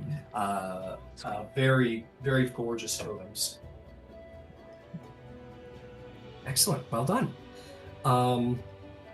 Your maps come from your features, so I'm not going to charge you from those, and you can go fucking find some scrap wood. I'm not worried about that either. So as long as you have the tools, no cost required. Amazing. Probably and during we've- our fucking first elephant battle with Gidget and Seeker that like some of the stalls got blown up and she was probably like, that's some good wood, and just like grab some. Just gonna take this broken plank really quick. Yeah. Yeah, fair enough. Okay, well, with that week complete, why don't we take our break, and when we come back, we will receive a message from the Temple of the Mentor that it's time to assemble the party. Rock and roll. Magnificent. So All you right, guys at we'll what, be back very soon. 4:15? Yeah, 4:15 sounds great. Let's do it. Cool.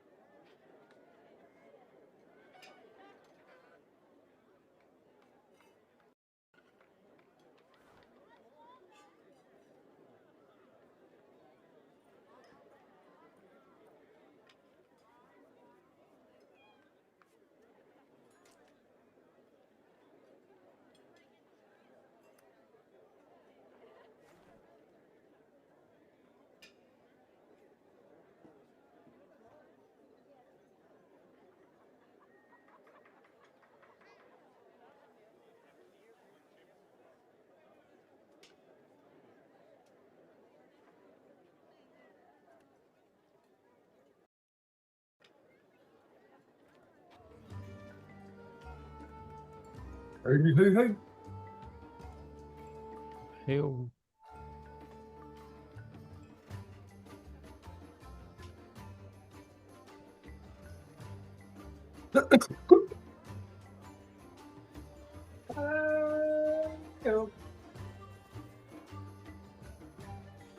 Gidget is here.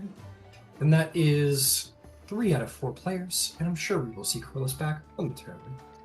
So, as the week comes to an end, we'll say for the sake of things that maybe you guys have all seen prior on and off, maybe seen each other a little on and off. It's been a little loosey-goosey.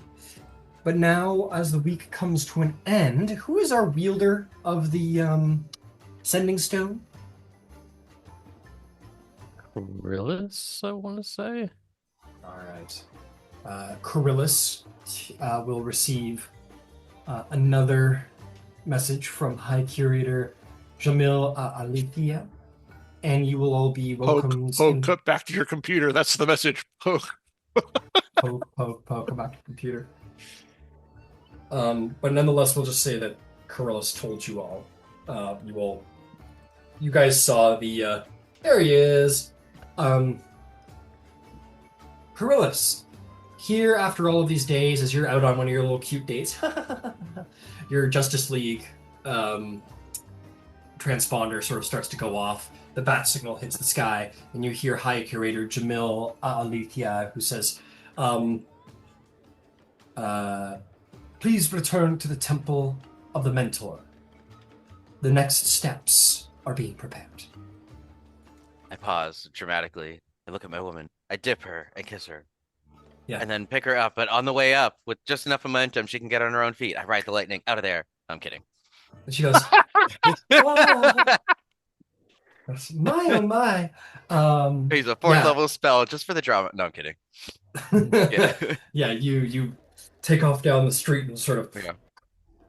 Yeah, just yes, it's time. It's time. And she's all. Yeah, you guys can all head to the Temple of the Mentor if that is what you all like to do. Is Kirillis starts kicking down doors saying, it's time. Cool. So we will say all of you, after a week of various things, maybe hanging around the temple, maybe not, your whole party, this new party of 4, reassembles. It's been a minute since you've all seen each other. You want to just go inside, or do you have hellos to say? Hello? I guess I summoned everyone, so I've already said hellos. Okay. Hello. Okay. I think it is time for us to get our mission. I think we might have entrance into the Undercity now. Does everyone have everything that they need? Have we gotten, healing potions and, the spells for the healing? And maybe healing kits? Other healing things? Only healing? Do you have it? Oh, wait, I should have healing spells? Love the Luxon, please. I just geared my kid out like a pyromantic mage. Pyromantic? Like the American Pie movie? Yes. Summon raspberry. Dirty. Okay. With that, you all enter the study. I will refer you back to, on Discord, the image of High Curator Jamil A. Alithia. And you enter into his abode, and enter into his study, I should say. And the High Curator spreads his arm wide. Welcome. I am glad to see you all again. I have good news. The Allegiance of Allsight has granted you all access to Kaer Morhen. The Allegiance control of the excavation site is, however, threatened by the consortium of the Vermilion Dream, so it's important that we act quickly. Ruidium is a magical substance that corrupts everything it touches. It comes from a place called the Netherdeep, which can be reached by passing through a rift in the heart of Kaer Morhen. I've been told that passage through the rift requires some sort of key, but I don't know what form the key takes. They fear further unrest in Ank'Harel so long as the rift exists. The Netherdeep must be sealed off or destroyed, lest Residium continue to find its way into Ank'Harel. But first things first, we need that key. Are you prepared to help us in this endeavor? Yes, of course. Excellent. And oh, I got ahead of myself. My terrible apologies. It seems that you have found a new party member. Welcome, Yes. cleric, priest. Yes. Yes, on both accounts. Well, it is a pleasure to make your acquaintance. I am High Curator Jamil Alithia, and if you are joining with our friends, perhaps we might consider this something of a test. And should you test, membership may be extended upon you as well, sir. With the guiding light of the Luxon behind me, I will pass your test. Ah, the Luxon. He sort of looks to the symbol on your tabard and goes, yes, more and more the Luxon appears in Ank'Harel. We'll have to learn more of this artifact in the days to come. If you'd be so willing to divulge us with your knowledge. But in the meantime, we have more pressing matters than my own curiosities and wish to expand our codex of knowledge. For now, it is my belief that the Allegiance of Allsight and the Consortium of Vermilion Dream are acting selfishly by taking advantage of their access to Netherdeep. We are in allegiance to the Allsight, but nonetheless, it does not mean that our allies can't be a little self-serving. I'd ask all of you to accomplish the following tasks and report back once 7 days have elapsed. You have time, so be careful as you do this. Your group has taken losses, and which I am very sorry to say. So I wish to afford you as much time as possible to make careful plans and approach these objectives with care. So, your objectives are as such. First, enter Kilmaro and rendezvous with Professor Insight Accurate of the Allegiance of Allsight base camp. With that, earn Insight's trust and learn how to access Netherdeep. And then acquire the key to the Netherdeep. Do these things, take your time and care, and if you succeed and return to us, we will pay you 1,000 gold pieces if you can find the key to Netherdeep. And with that key, we will be one step closer to getting you inside and to the base of your objective. Are there any questions?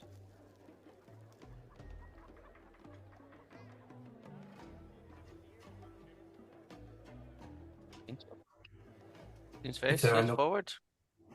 Excellent. I am glad to hear my reports are straightforward. And he will slide across 4 Allegiance of Allsight badges. And he says, these are on loan from the organization itself. They are authentic badges from the Allegiance of Allsight. As I said, they have secured your passage. Take these badges, present them, and they will allow you access into entering Kilmaro and to move freely within the excavation site. But remember, the key is the objective. It may be that these other factions may wish for themselves, so be cautious as you go. Sweet. I'll pin it on the inside of my cobalt sash, so I can flash it like a badge. Yeah. It's not outwardly like just 2 factions like in one outfit.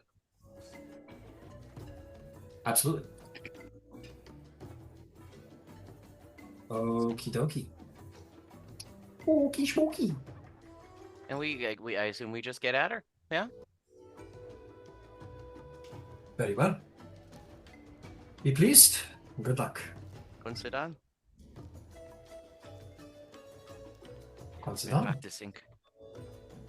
And he'll smile. He says, it is very good. It is very good. Thank you. Yeah. Okay. Yes. Oh, yeah, by all means.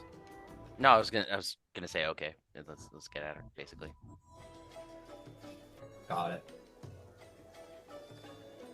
Okay, so this, you guys all step out.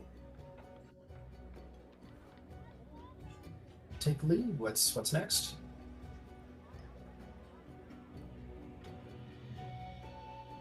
Gidget will make sure everyone has a map. Oh, I will very excitedly accept my map. What is it like? What form does it come in? Like, obviously, a piece of paper of some kind, but what am I looking at?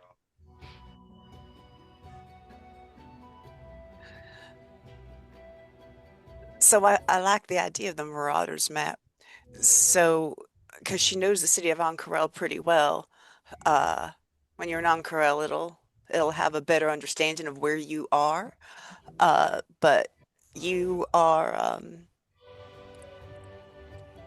if you've ever seen the major arcana for a tarot card, Mm-hmm. uh, what she's done for Kirillis looks a bit like the Fool, but in it with dashes of lightning and like the draconic rune for flirt. Nice. I like it. And then it unfolds like a Marauders map to like Ank'Harel, and oh, Mhm. that's sick. I love it. Thank you very much. Rad. Fascinating. Yeah, tell us about all of them. Tell about Oh, all right, all Priors and right. Cedars. So, Yeah, by all means.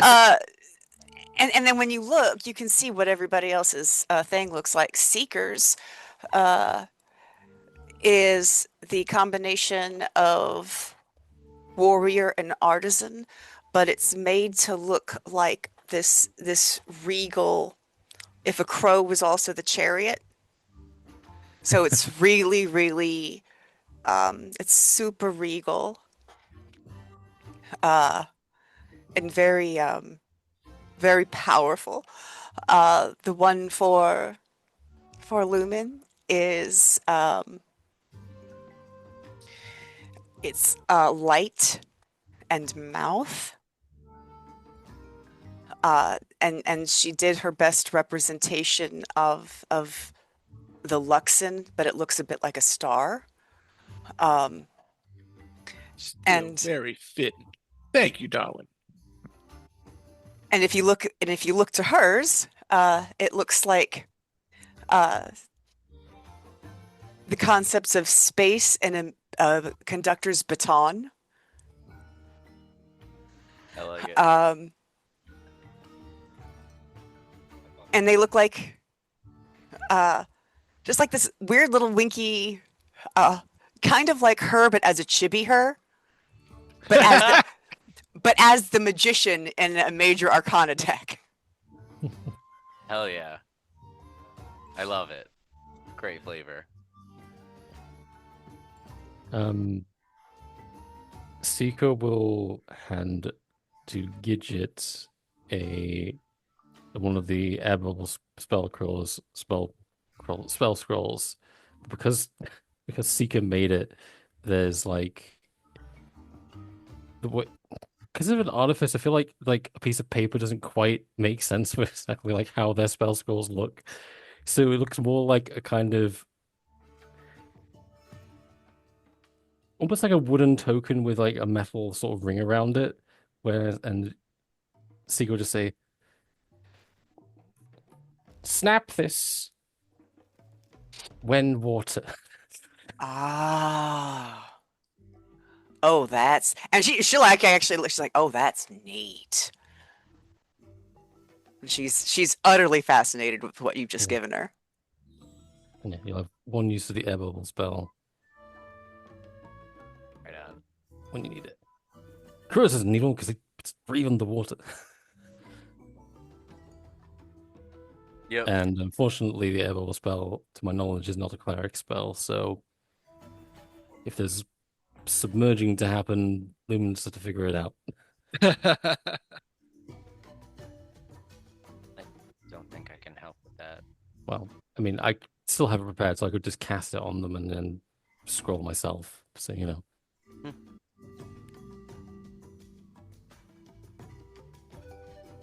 What's that? Oh, this one. Excellent. Okay, beautiful. By the sounds of things, we're ready to go to Kielmara. Yes. Okay, beautiful. Seeker, this must be a great day for you because you finally get to go into this excavation site, and that goddamn orc, Haxorn, can't stop you. Yes. In The fact, whole you will outrank his authority with your badge. the whole like sort of journey over to the excavation site. Seeker's like head high, practically skipping. My badge. Wait, my badge. Yeah, my bad. Okay, so you are going to walk towards the excavation site, and it looks as such. I think there's some cool art somewhere that I am going to try and track down for you guys. But in the meantime, you approach, oops, the Maw of Kael'Maro, as the excavation site has been dubbed. Oh, come on now. Show me the bloody Maw of Kael'Maro. Doesn't want to show me the image of Maw of Kael'Maro. No, I don't think it's going to. It's not on that page. Hang on. In your Sorry, I really wanna get perusings, this. could you paste the name of the contact we're going to? Yes, absolutely. All Thank will you. be given, yes, in due time. Where are you? Motherfucker picture. Oh, found it. Cool. Oh, cool. And you get to see what the scar bearers look like too. So this will be kind of a cool image. All will be shown on Discord. So this is the Maw of Kael'Maro, being held by the scar bearers, the most famous mercenaries in Unreal, Oh. and famously keepable. And the person you're looking for is Professor Insight. I butchered that. I hate this fucking keyboard. Insight. Is who you're looking for. I put too many F's in Professor. He professes real hard. Cure, and I forgot an E. I saw it. You're fine. So, if you think about it, professor is kind of a cool word. It's a profess. Yeah. It's kind of cool. Anyway, you approach the Maw of Kael'Maro with great satisfaction and preparedness, Seeker. You walk up as you haven't been here in like about 2 weeks now, I think. Or no, just a week. Yeah, so just About 7 days, yeah. And you see, like, sitting on a lawn chair, sipping some lemonade, looking very happy with himself, is the orc scholarly excavator, Haxorn. It's like, I haven't seen that Seeker in 7 days. Maybe he just... No. Vacation's over. Our curator, or excuse me, our excavator stands up and will be accompanied by just one. You've never been violent or anything of the like, so there's no concern there. The excavator will get up and approach you with one of these scar bearers beside him. And goes, "Be pleased, Seeker. It was so quiet here for the last week. I see you have brought some friends, but I'm sorry to say, no matter how many people you bring with you, the excavation site is still closed to only those with the authority of the Allegiance on site." I'll like get my badge out, flash it, and just pat him on the shoulder and walk past. He looks at the badge and like his face drops and goes like slightly pale, and you pat him on the shoulder and walk by, and the scar bearer goes, what do we do? And Haxorn goes, "We can't do anything." Just This is mine beyond around. us. Walk past as well. Yeah, you guys roll. Badge. As you meander on past, and you kind of like, it is a spiral to walk down. So as you're spiraling around, you get a little view of Haxorn, and he like watches you go. Ooh.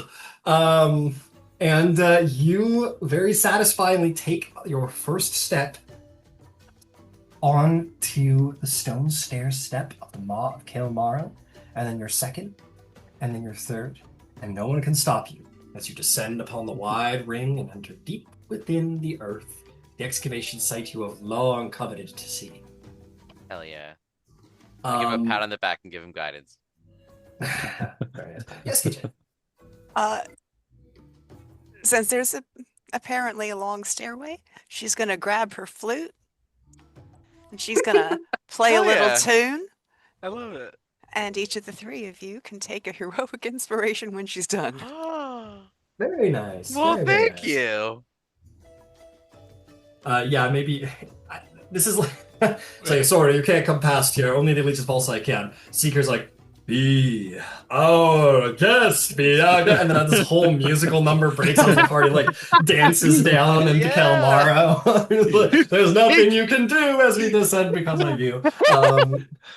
And you guys make your way down to Gidget's playing the flute, and I have to imagine Gidget playing the flute is just like a full mockery of like like going down. He's like, I fucking Father will love hear of this. Something along those lines. But you descend, and just so you know, this once public square, Gidget and Seeker, you would know that this excavation site was indeed once a public square, has been converted into the excavation site. The Maw, as it has been dubbed, is a 150-foot diameter, roped-off hole. Admission was once prohibited to you, but no longer now that you have these badges. 10-foot wide path spirals down along the edges of the Maw, descending hundreds of feet down below, and so you shall walk and walk and walk for a little while. It will take several minutes to make it down below, in which we are no longer in Ank'Harel proper, are we? I think it starts to get cooler down there, and Kirillis starts to look more and more comfortable, but also like apprehensive, I guess.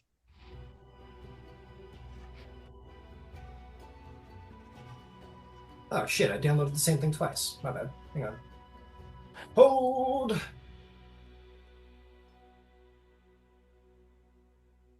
Forward, this weird dog creature thing. I'm gonna just we're gonna stop the screen share just for a moment so I can position myself correctly on the map. For all of your viewing pleasure. You guys are on mission 4. We've descended into the Morrow. And I need that map. On the map, on the map, on the map, on the... Okay, cool.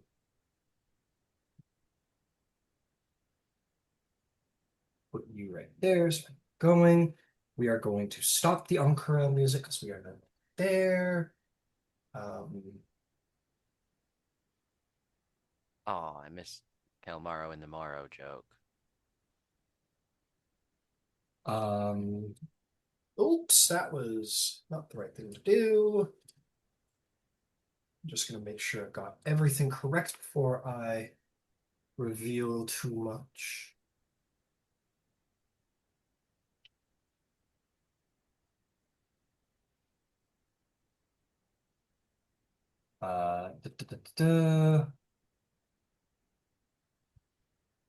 Okay, that's not where we are in.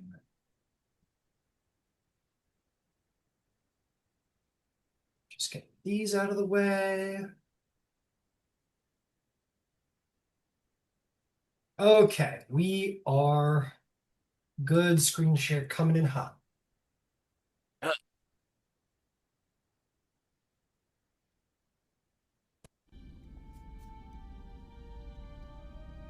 Whoa, big spook.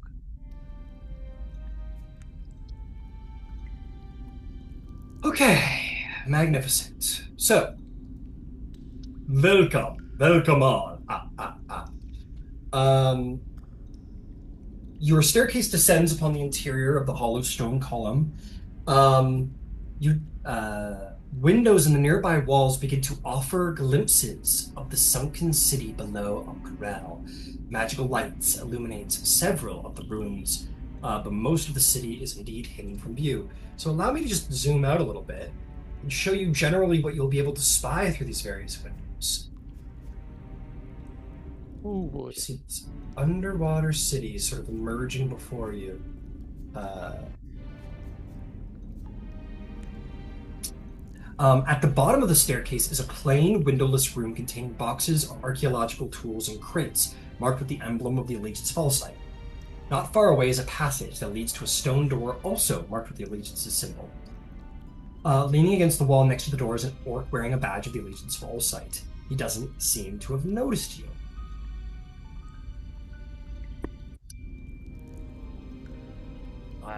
4 weeks, and under the city was a whole ocean. Who would have thunk it? Seeker already has that book out and is just writing down everything they see. Hell yeah. Frantically. So I'm gonna try and get some. Whoever made this little guy didn't make the minis so greatly, but I'm gonna do my best here. Problem is, all the orcs look like classic orcs. Why aren't there any scholarly orc minis? Why are they all just hot or Right? disgustingly ripped? Or just disgusting, period.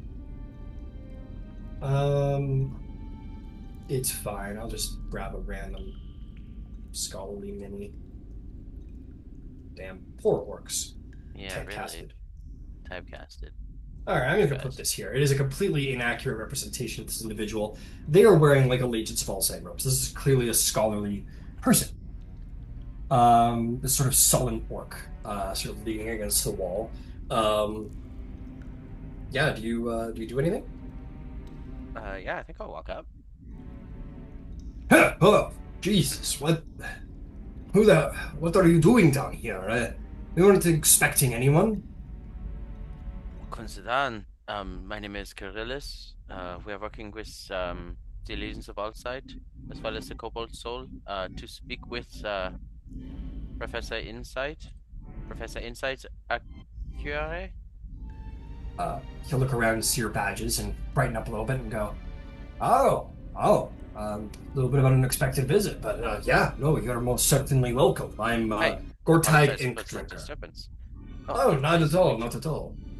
Research cannot, discovery cannot wait on any. No, we actually please. brought a item smith and a cartographer. They are very important to the work going down here, so it is for the two of us to accompany. Yes, no, of course, please. I will show you to my superior. Professor Insight Cure will be very interested to see you at the base camp. Please, right this way. Many thanks. Yes, and he will happily escort you. Yeah, we don't need to worry about all this because you guys are on the level, as it were. Right. He will open up the door, to which you'll find yourself walking through a bit of a... Come on now. Work with me. You guys walk through a bit of a stone passage, and then the doors open, and you're in sort of like this very... So, keep in mind, this is Exandria, right? We're not in the modern day here. So when you come into this room with this corridor framed by shimmering blue light extending ahead and around you in this airtight tunnel, you can see water and sea creatures and underwater biomes in a way that you have never seen before. Not even you, Kirillis, because you used to be immersed in swimming whenever you've been underwater, but now you're in this sort of oxygenized tube, if you will. It's incredible. Above the doorway is a small stone cube inscribed with glowing blue symbols. And standing in front of the door are two guards, a human and a halfling, wearing Allegiance of All Sight apparel and badges. Verdant patches of kelp grow just outside the tunnel's shimmering walls, and colorful fish flit between the swaying strands. I'll like place my hand on the glass there, and like my other hand will do like a little quick somatic, and I'll like swirl the like kelp and shit with shape water. As you enter in... Oh, yay, I love it. Yeah, absolutely. As you enter within, all four of you are going to hear a voice in your head that is only familiar to Kirillis. You're going to hear... They were right. I bring nothing but despair. In the voice of the Apothian. None of you know what this is, except for Kirillis.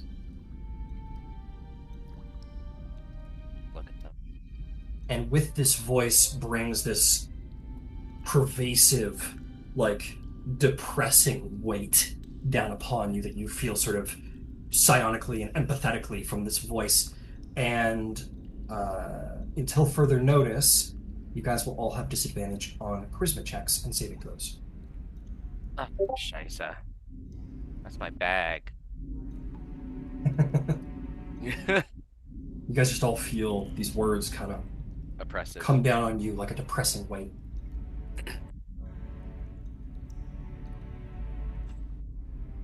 Hey, we have this. Don't worry. And I'll approach the next guards. Yeah. Gore-Tag turns around and goes, are you all okay? Seem a little disturbed. Yes. Mwah. Yeah, good. Actually, the two of us accompanying Mrs. Gidget and Master Sika to meet with Professor Insight Akure. Make me a Because of little the deception investigation. check at disadvantage as you say, like, no, we're fine. Yeah, at disadvantage. Yay. This isn't a high stakes roll, don't worry. Please. Go for a stake. 9. A 9. He looks at you and he looks at all of you, and he clearly noticed that, like, something happened to you all, and you all kind of, like, maybe the shoulders, the body language just kind of changed or whatever. He kind of goes, okay. He kind of rides along with whatever you're selling him and doesn't pry. He doesn't know you very well. Goes, all right, if you all say so. Please, right this way. He nods to the guards who look at all of your badges, and they'll nod at you as well and open the doors and welcome you in. Incredible. I'll share with you a little picture of the next room you see because it's kind of cool, in my opinion. This is the base camp. Are you looking roll 20? Yep. Or sorry, Discord. Discord. Oh, sick. It's not a base camp; it's a base camp. There's another Aha, Kenku. aha, that's funny. Oh my god, there's a Genku. Totally. Yeah, look, it's the other Kenku. The representation in media matters. It does. Absolutely. The storage building has 3 floors connected by a spiraling staircase. The archaeologists are using the shelf space to store journals, recovered relics, and excavation equipment. Windows warded by barriers of shimmering blue light offer views of the underwater cavern inside the structure, and 3 individuals wearing Allegiance of Allsight garb and badges, a tiefling, a Goliath, and a Kenku, bustle about the space engrossed in their work.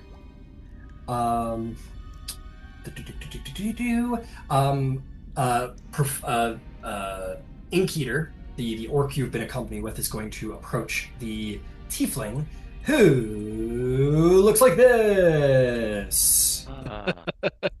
There's so much art. Art. Brilliant. It's a Bria Iyengar. I love her. I'm gonna spell it all wrong again. Professor.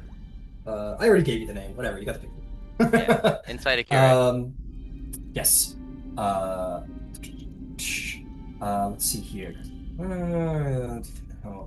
Helping her.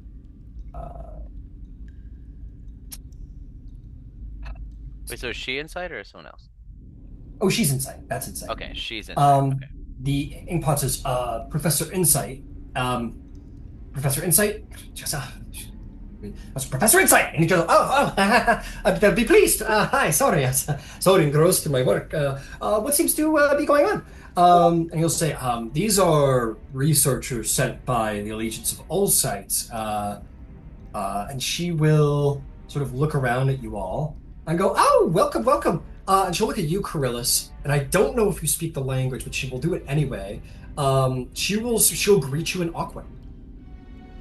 The primordial language of she'll say, in primordial, which basically sounds like basically sounds like waves and water. But she will say, "Ah, Triton, we don't often get those in Okrel. Be pleased, welcome. It's a pleasure to meet you." Kunsadan, be pleased. Like, it's wonderful to meet someone of my native tongue. Wonderful to Oh, meet of you. course. I hope my Aquan isn't insulting to your ears. I only just became fluent in the language. No, not at all. A little formal, but you're doing it wonderfully. Oh, well, that's good to hear. Thank you. And we'll turn her attention to the rest of yous. And we'll say, sorry, my fascination gets the better of me so often. A pleasure to meet you all. I am Professor Insight Cure. Who might all of you be? Seeker, your Pleasure to meet you, Seeker. your collection is incredible. Oh, you're very kind to say so. I think it's quite incredible myself. And you two? Who might you two be? Gidget will... Oh, go ahead. Proud Lumen of the Order of the Ori. Ah, I see. Well, it's a pleasure to meet you all. I must admit, you're arriving a little bit earlier than I expected. The Allegiant sent you? Yeah, that's... She shows her badge. It is in conjunction with the Cobalt Soul and the Allegiance of All Sites that we have been gained entrance to speak to yourself, in fact.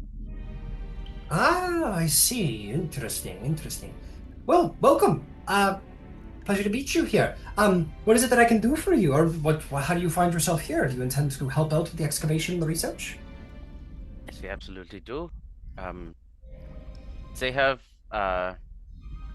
those Allegiance of All Sides, as well as the Cobalt Soul, have been kind of taking an interest to us since we have actually before we had entered the city. And we would like to apply our skills to your venture. Down here, there seems to be a great swath of things untold, and our skills, as we have been informed, would be very helpful to what you have going on. And we would like to apply those. Understood. Well, by all means, make yourselves at home and see what you could do to get down to work. We are doing what we can to learn all we can. It seems you have quite a station down here, but if you could arrange for us to have, perhaps, for lack of a better phrase, a tour of the facility? Oh, a tour. Yes, a tour. That sounds fair enough. By all means, yes. I can show you a little bit around. And so she will. She will sort of take you about. She'll introduce you to her colleague. She goes, "Oh, these are my two research technicians here to help." She'll refer to the Kenku first and say, "This is Iaconic Scribble." And the Kenku sort of bows and says, "Iaconic Scribble." And says, "Xhorhas." Kunsadan. Where's it down? And we'll sort of like look at you, Seeker, and kind of tap the beak. Aww. And say, I'll make the beak sound back. yeah. And we'll just simply, and we'll go, "Be pleased." In my voice? Yeah. Oh no, Kunsadan in see. my voice would be really funny. Sure, yeah, why not? It's easiest to mimic the things you remember most recently. And she will refer to the Goliath next. It says, "And this is the rambunctious Zot, our Goliath friend here." And the Goliath turns and kind of goes, "Hey, be pleased. It is good to see you all. Welcome, I suppose." Be pleased. Thank you, both of you. Excellent. At the these are table, getting how tall is the Goliath, roughly? fucking 8.5 feet tall. He's fucking huge. He's Goliath. Gidget, if I could have just the teeniest little bit of latitude, Gidget will use Gizmo to just help prop her up on the table, and then she'll to the Goliath.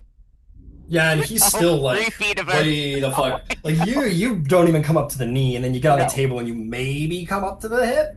And he like Aw. he kneels down. He's some sure people don't like being kneeled down to you, but you're a fucking gnome and he's a fucking lad. So he like kneels down, fucking Optimus Prime coming down to see the humans, and we'll provide a massive Goliath finger and thumb, and we'll Finger, shake your yeah. hand and goes. I'm Gidget Glitter Bomb. It's a pleasure to meet you, Giblet. Anyway. No, if you'll excuse me, that one was intentional. That was a joke. He goes, me and Scribble better get back to work. But pleasure to meet you, and let me know if any of you need anything. Thank you very much. Absolute pleasure to meet you. The professor will keep walking around and says, "Oh, they've been here for months. The two of them are practically inseparable and essential to the work going down on here. But it is me who is the lead researcher. So if you need anything or permissions, I will be the one to speak to." Wonderful. Okay. I have a question. Of course. What is your research focus at the moment? Very good question. It's very fascinating, actually. We have me and, of course, my two technicians. We have been searching for writings of an ancient hero who tried to save Kael'Nero from destruction during the Calamity. Earlier expeditions found dozens of stone tablets from the period in question at the south end of the excavation. My team, however, no longer has the force of arms to fight the dangerous creatures that lurk in the region. If you were to find more of these tablets, she sort of like looks around at your arms and armaments and goes, "I would be very grateful. If you were to bring these back, I might be able to share you some of my insights." Dangerous creatures. Little Yes, Seeker so will what- say in their voice. What dangerous creatures do we have? Have we documented? It goes, "Well, that's the problem. People don't really come back from attempting to deal with these creatures. So it will require a little bit of exploring on your behalf, but I can tell you, most certainly, these creatures are certainly aquatic based. I have been told once or twice something about a shark-shaped creature that may or may not actually be a shark. A number of other dangerous creatures to be dealt with." Okay. I have faced off on the like enchanted sharks before. I don't have the Excellent, and experience. you are uniquely fitted for the task. It is also possible that it's a little embarrassing to say, but we have dealt with raiders and infiltrators before. It's entirely possible there may be some left still deeper in the ruins. I would be surprised to find out how they have survived for so long, but it is possible. So be cautious of that as well.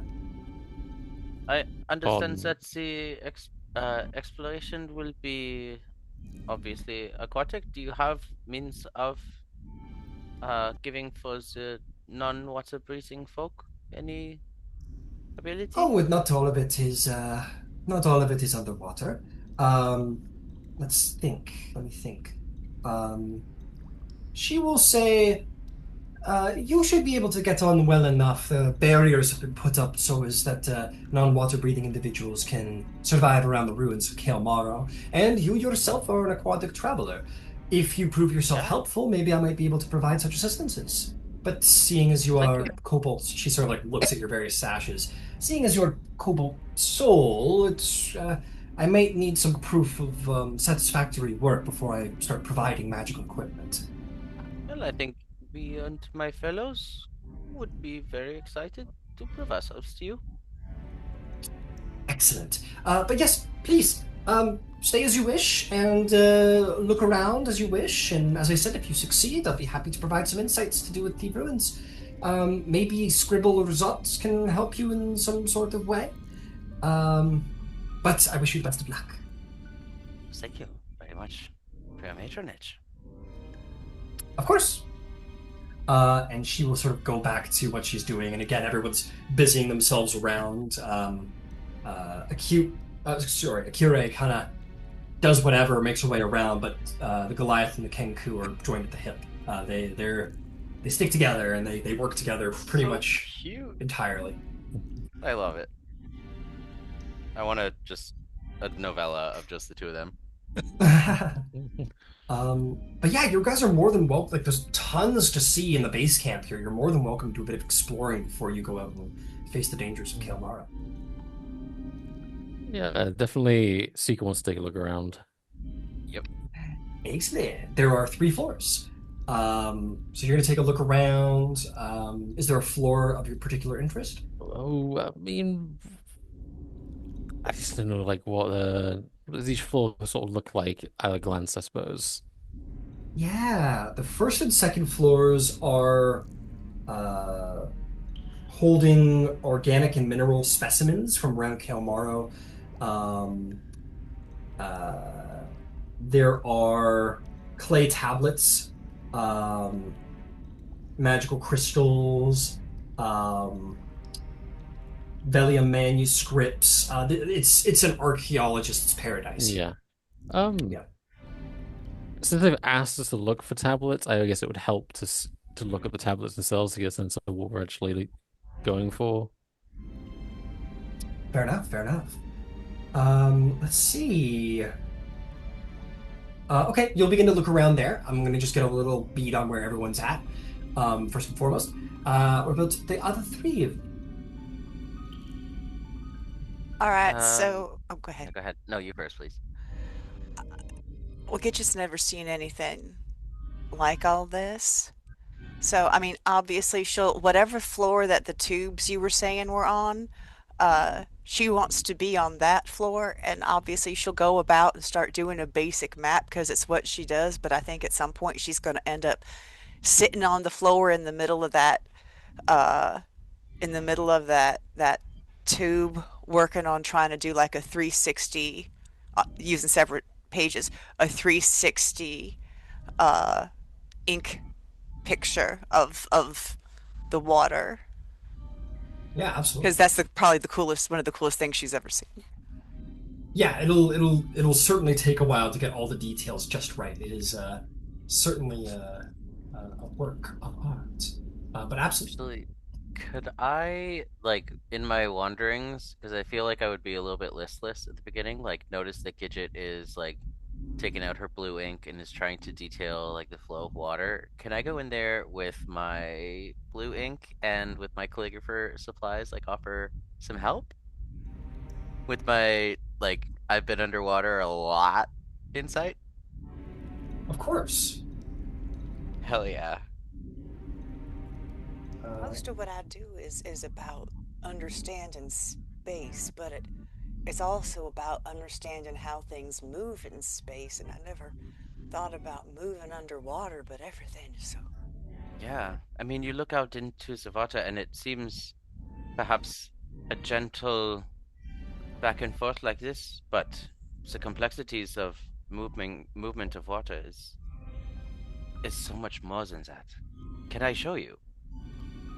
I would, I'd really like that, please. Yay! Our And they can first spend the bonding rest of the moment. day working on understanding movement and in a aqueous environment and making Hell yeah. pictures and Yeah, I would love to help with that. by all means, yeah, you guys start working together on just kind of, yeah, getting an Yeah. understanding of everything. And then my one The like bead of knowledge that I think just like blows Gidget's mind is like when we're doing it with like ink and stuff and like everything with ink is like sharp lines and stuff like that. I literally at one point like lick my finger and it gets like super wet, like more wet than like a human's finger would get. And I like watercolor a little and like you're visually like I think you're probably like, oh shit.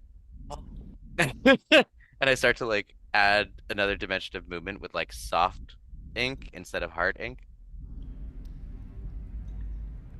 oh no, that just ain't fair. Pretty cool. She grabs You guys open kinda another look book around. and starts taking notes on his technique. Awesome. Incredible. By all means, by Yeah. all means. Okay, and oh, so there she is. That'd be her. What about Pryor? What are you up to, my friend? Oh, looking at around the uh I can't say displays, but the objects from scrolls and other things that have been collected into the room. Yeah, absolutely. Examining. Doing a little research with Seeker, no problem. Um, no problem at all. Just gonna get Zort. Okay, so I'm gonna stick with Seeker and Pryor then, as you guys go looking around. Let's see here.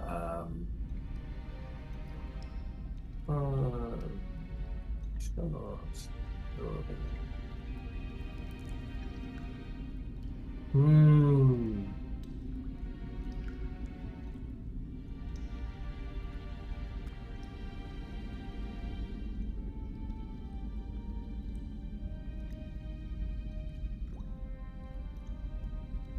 Let's do this.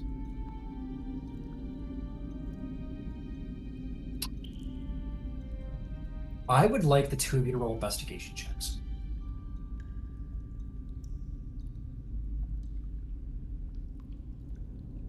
Oh, by the way, Zot's a lady Goliath.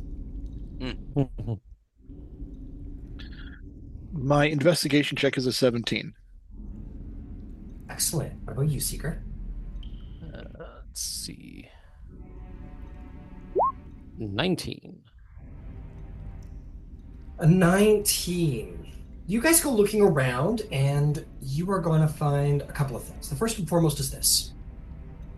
As you look through the several clay tablets, you'll also find some magic crystals that store sound, and voices speak at you as you sort of touch them. You also look through the Velium manuscripts that are mostly water damage, and all hold accounts and images of daily life in the city before the events of the calamity brought this city into ruin. There also seems to be, as you find, tucked among the specimens, a selection of baubles that seem to have been hoarded to the side by somebody. And if you look through this tiny little hoard, you guys are going to find two things. You are going to find what clearly looks to be a magical ring with a ram's head on the front of it, and a sludgy but still potent potion of superior healing that may have gotten overlooked. I'll take the potion, but can I like try to identify the ring? You're just gonna pocket these? Okay, I'm not gonna go that far, that much less. But I will at least try to identify the ring. Yeah. Okay, go ahead and make a. I'll allow an Arcana check, but if you have the Identify spell, that would be just a faster. I do not have the Identify spell, sadly, but Arcana I'm very good at. Go for it. For a dirty 20. Dirty Nice. 20. On a roll of 20, I will give it to you. It's so interesting because I think about like what people would be familiar with when it comes to like the rarity of an item. And I gotta imagine like the higher the rarity, the more difficult it is to know what it is you're looking at. This is a rare item, so I would place the DC at 20. So that is just the DC. Excellent. This is a Ring of the Ram. It is an attunement-based rare item. It has 3 charges. You can regain 1d3 expended daily at dawn. I'm not going to give you everything. You're not identifying it. But you do know it to be an attunement-based item. You can feel the attunement quality in it. And essentially what it does is it produces essentially like a spectral force, not unlike a ram hitting something with tremendous force, which can be used to break things or attack people. So it is an offensive, sort of evocation-based magic ring. Interesting.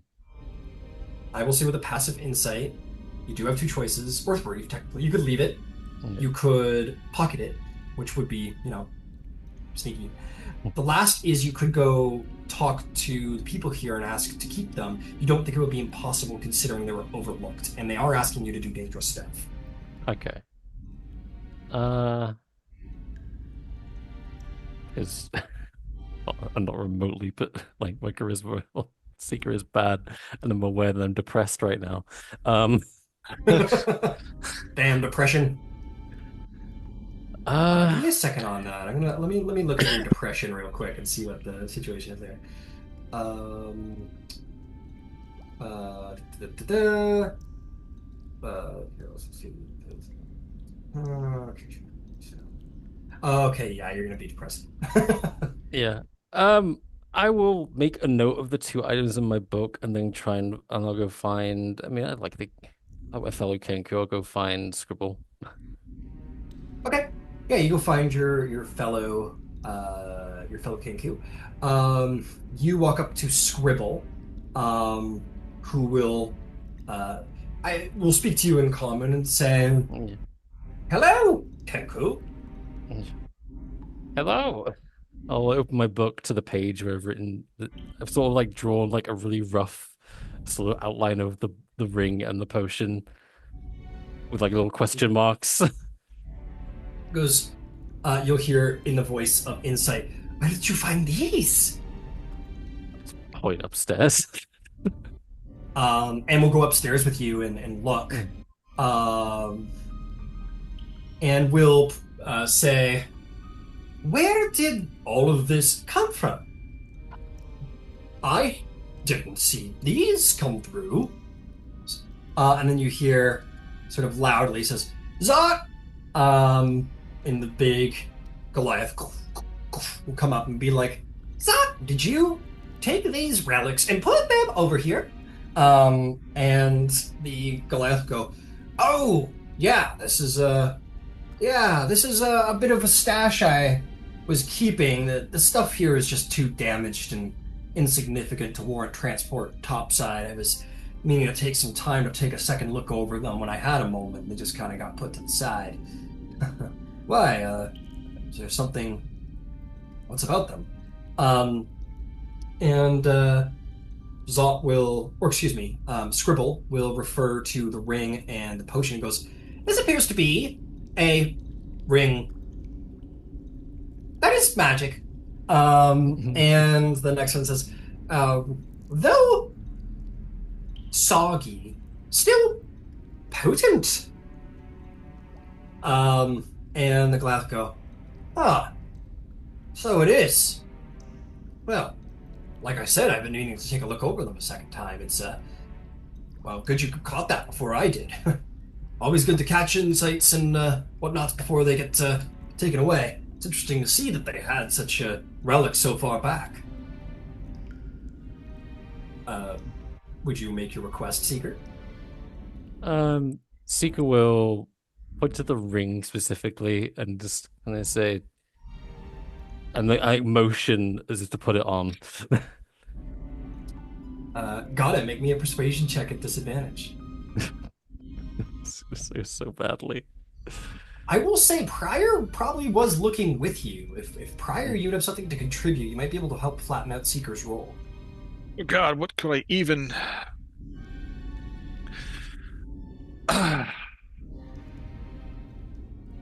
If you don't, that's fine. It's all good. I don't think I could genuinely help. Fair enough. Hey, That's fine. we appreciate the honesty. Okay, go ahead. Give it a shot, Seeker. That's an 8. I think both on an 8. I'll say that maybe someone can come back later, if somebody else maybe can come back later. But Scribble says, "These things must be catalogued. We must see what they hold within. The Allegiance thanks you, however."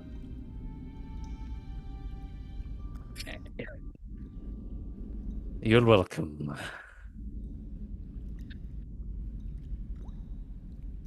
All right.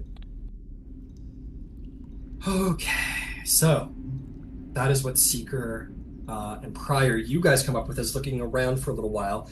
I will say with that, however, we'll say an hour's passed, and I will consider this to be a short rest, in which you guys will feel your this sort of like empathetic residual depression has passed by you after a little bit of downtime here, looking through things, and you feel a little lighter. I'm gonna gather the party for a quick sec. When I feel the feeling leave. Yeah, Um, there's I only think 3 people in here, so it can be completely private. yeah, I think I noticed a feeling change from all of us when we entered here. Did you all feel it leave? Like a moment ago. Yeah, It's someone a was voice. Yeah. saying he was real sad. That was the voice of the Apothian. I have heard it before, and it seems we are on the right path to help him. I'm glad that each of you are here with me. Consortium said or wrote Aboleth. That the Apothian was the Aboleth. Yeah? Seeker will nod, and then and I recall this from the last time I asked. Psychic attacks. Specialized. Interesting. You think he has been turned into some sort of psychic, painful creature? Seeker will shake their head. And will simply say, mind affecting effects are common for those with psychic powers. Ah, That is interesting. I worry that if we encounter one of these creatures, that we won't know that the ones that we are hurting is the ones that we are supposed to be saving.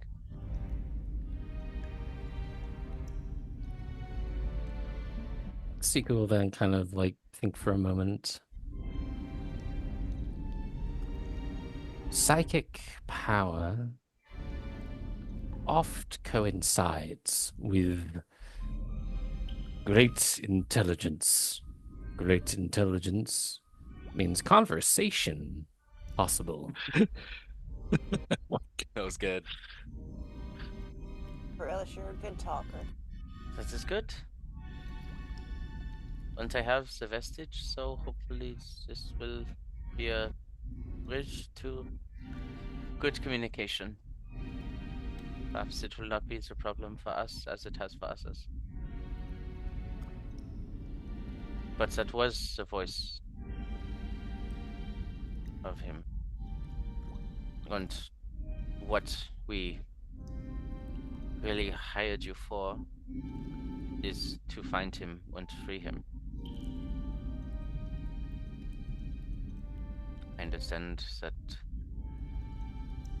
it's a little late to be telling you now.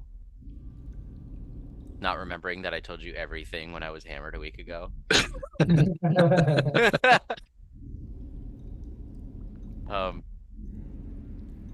But I think especially for Gidget, because she wasn't here for like the original information and stuff like that, I've kind of glossed over it. Seeker will start to recite your drunken rambling of everything we've been through. Yeah. I Did just you have like do you think you have a good handle on like the Apothian and what we're doing? Like at all? Or do you need a refresher?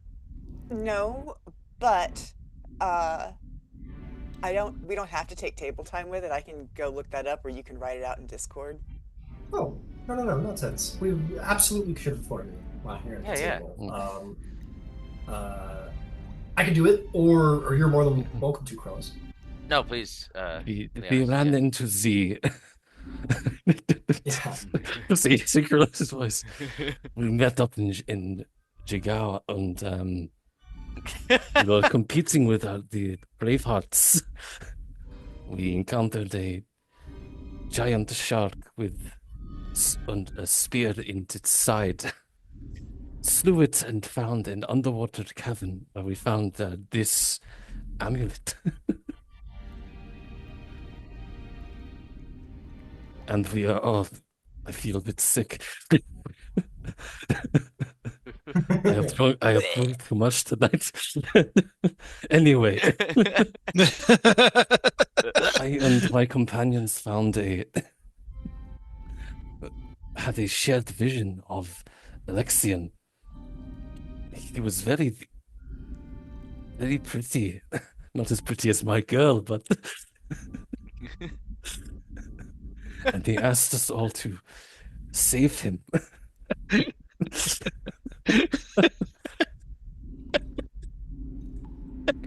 And we traveled across Xhorhas into the Betrayer's Rise, an awful place with monsters and burning giant orcs, and the castle that always changes layout, and a valley full of bodies.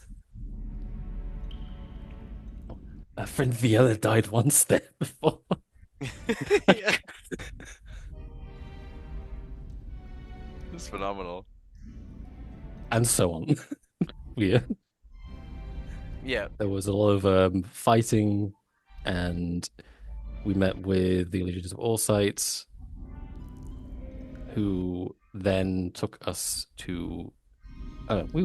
Yeah. Well, also to add, we found the original vestige of divergence at its dormant state, so it was a much smaller emblem. Once we went to Azozan, the horrible place that he was just describing, we had a contract with someone who ended up betraying us once we got to, the place we were going. So we went through the shifting castle situation and found basically like a pit of crystals with an altar at the bottom of it. Craziness happened, but essentially it became in its awakened state, its like middle state, and the symbols of, I believe, the Changebringer were added to the vestige, so it leveled up there. Well, it started as the Changebringer. Started as a Changebringer, a circle of gold, and then the two blue crescent moons were added right for the okay. Moonweaver. My bad. Yes, thank you. Moonweaver addition to it, and then it gained extra powers, and Nerva had it for the longest time up until very recently. And we've seen them go invisible and be harder to hit. That's all we've really seen from that up until now. And we teleported to where we are now, to Ank'Harel, met up with the Cobalt Soul. We're kind of auditing the other factions, but learned that the Legions of Allsight is pretty good, like the Cobalt Soul is pretty good, but the Consortium of the Vermilion Dream has their own kind of way of going about things that is very preservation, leave it alone. Like, knowledge for knowledge's sake is probably bad. Knowledge for like the betterment is probably good, but for finding out, like, you might unleash something terrible, so let's just shut this place down, kind of thing. And they would like, essentially, as far as I'm aware, to take control of it so they can block it off. This was the I don't think that wasn't the Consortium. Those were the That was the Sentinels. Yeah, that was the Sentinels. Oh, there's another one. Okay, I fucking forgot. Yeah. So I mean, we're getting into the weeds here a little bit. Yeah. There's multiple factions with multiple interests, and that's all stuff that Gidget would be aware of. One thing that was missed that is to notice that the party has had multiple visions of the Apothian Alexian, specifically upon receiving the vestige and it becoming more powerful, specifically reaching out in visions saying, like, I am trapped, I'm in perpetual torment, please save me, please help me. Like, without any of you, I'm screwed. Is essentially it. And visions of being drowned as well, which makes a lot of sense for me holding the vestige now, to be walking down and being like, this looks like a drownable place. Seems like we're close. So I think you're essentially caught up. Yeah, and that should be all the final ones, Right on. But all that comes out of Seeker's mouth. And that is the whole tale. I And just, that is I just feel so bad about this Alexia. oh, She's been drowning for so long. thank God. Can't you imagine not being able to breathe underwater? Yeah, I this need is another great. drink. That's so good. That's awesome. That's so good. How did you do my accent better than I did?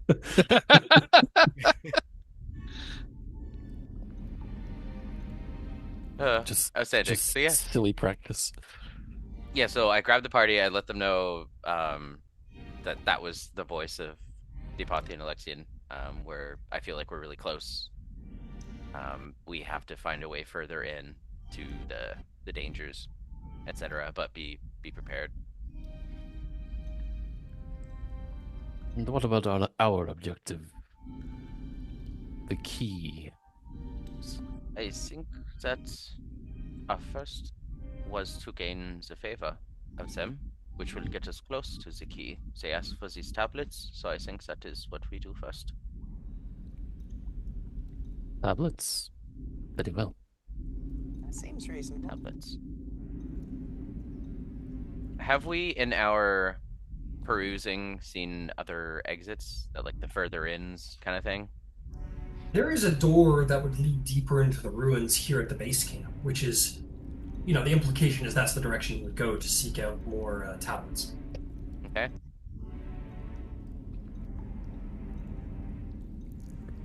Good.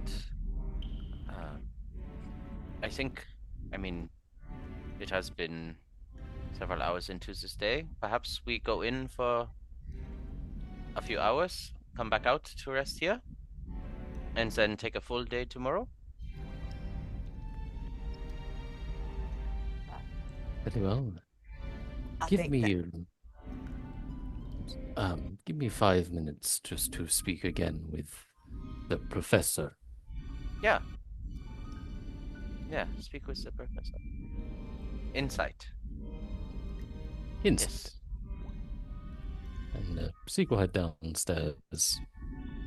Cool. What was Gidget about to say? I'll just type it out. Okay.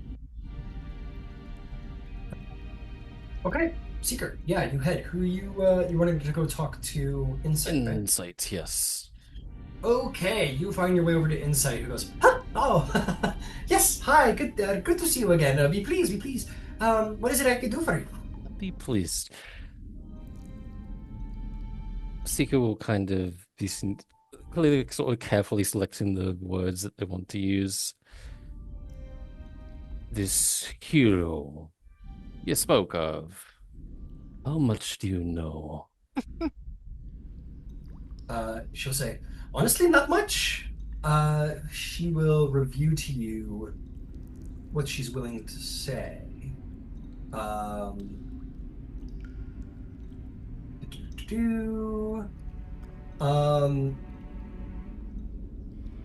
She says, always, the general thing is this hero, whoever he is, saved, or tried to, gestures around to the fallen city, tried to anyway, save Kael'Naro from destruction during the calamity. Other than that, well, I'm not terribly sure.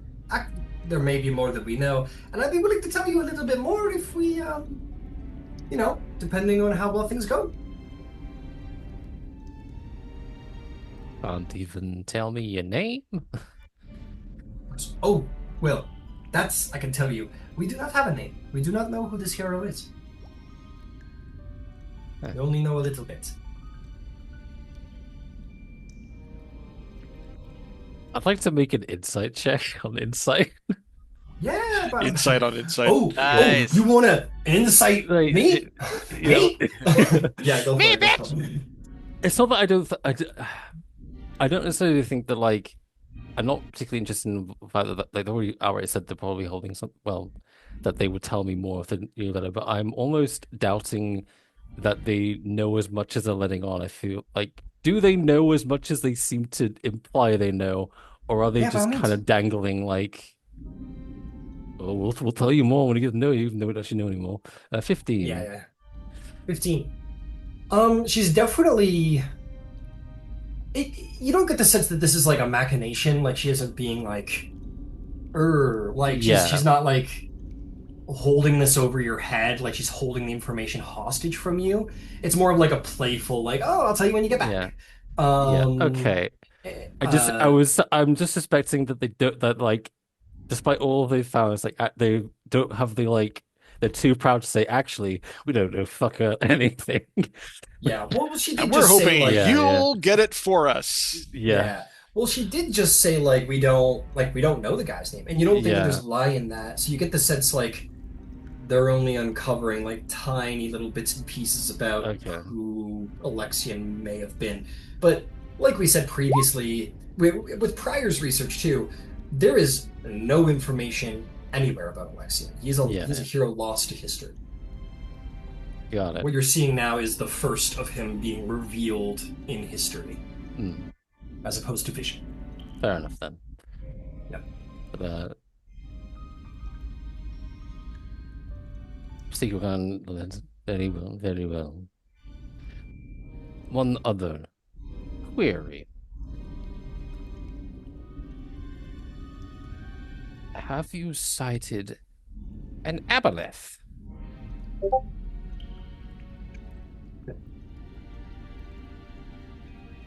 First and foremost. Okay. She goes, an aboleth down here? You truly think that there's one down here? I haven't heard anything of that. I'll carry over your insight. You don't think she's lying. Okay, that's fine. What's she say? You think there's an aboleth down here? The implications. Just weighing whether or not to tell them how I know that. It's fine. Maybe Well, it'll you just work said out in it. my favor. Yeah. Well, No. you said, is there an aboleth? You didn't say there is an aboleth. Yeah, but I know there is one. Yeah, you do. She took that as a. Yeah. I'm just weighing on whether to tell her. I need to earn her favor. I'll sort of lean in close.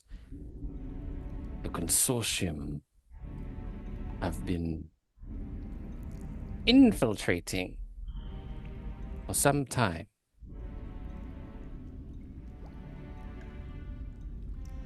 They have abandoned the what was the place?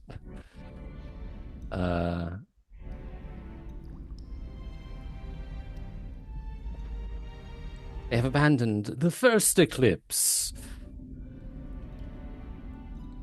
but left behind information. They found an aboleth down here. She will look very shocked. Aboleth? Oh, I'll have to report this back immediately. The implications of an aboleth being down here in their psionic prowess is most disheartening. It's... Well, research and excavation requires risks. I will remain here, but as you go on, I must tell you and your friends to be of the utmost care if there is an aboleth down here. If you could bring back confirmation, we would really appreciate it. But, of course, that is not my main request of you. It is simply the tablets. So do not put yourself in unnecessary harm. Amen. And Seeker will sort of awkwardly nod and head back to the party. Fair enough.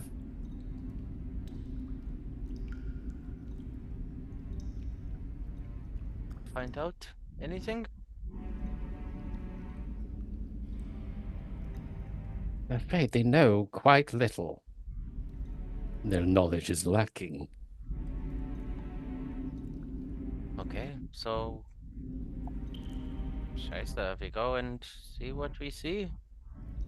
They said that no one comes back, so it makes sense that the information is pretty small. Do we go? Are we? Yeah. We go? think we're about as prepared as we can be. We go. Yeah, and if necessary, I can cause us to walk on the water, but I can't make you breathe the water. Please, water. I have a solution. Yeah?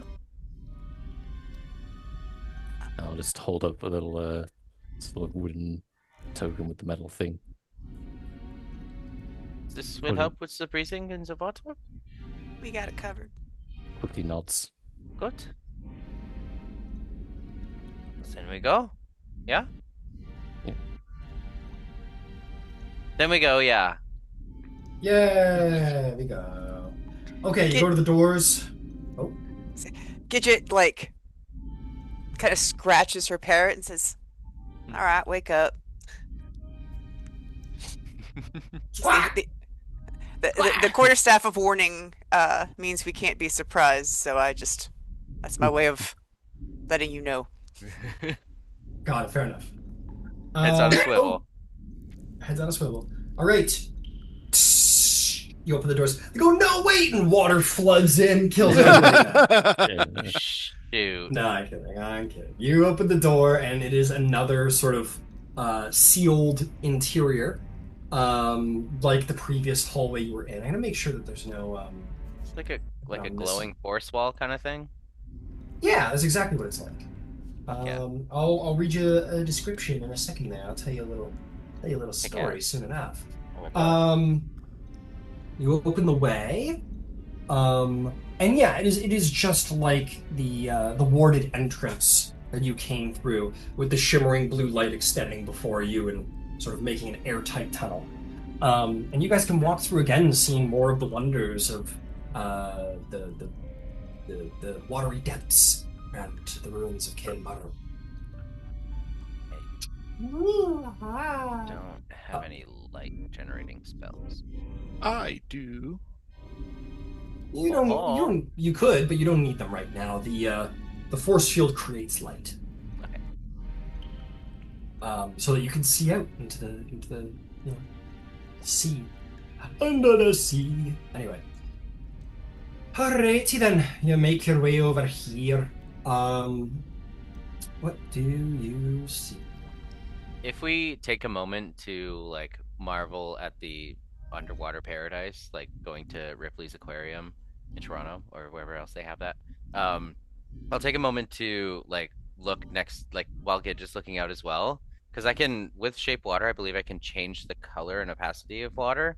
So I want to like illustrate in front of her with actual water, like the flows and motion of water that we've been like calligraphizing, so that you can see it real quick. That Yeah, is. and then you see what I mean. Oh, that is interesting. So it's almost like floating. We're gonna be real slow going in there. You won't, but Yeah. But we have rope. If we need, I can pull. And I won't let any of you drown. I won't. I think Seeker and I, between the two of us, can keep us breathing at least. Good. Good. We have magic. We do. I believe the correct term would be artifice. You must know this thing, Seeker.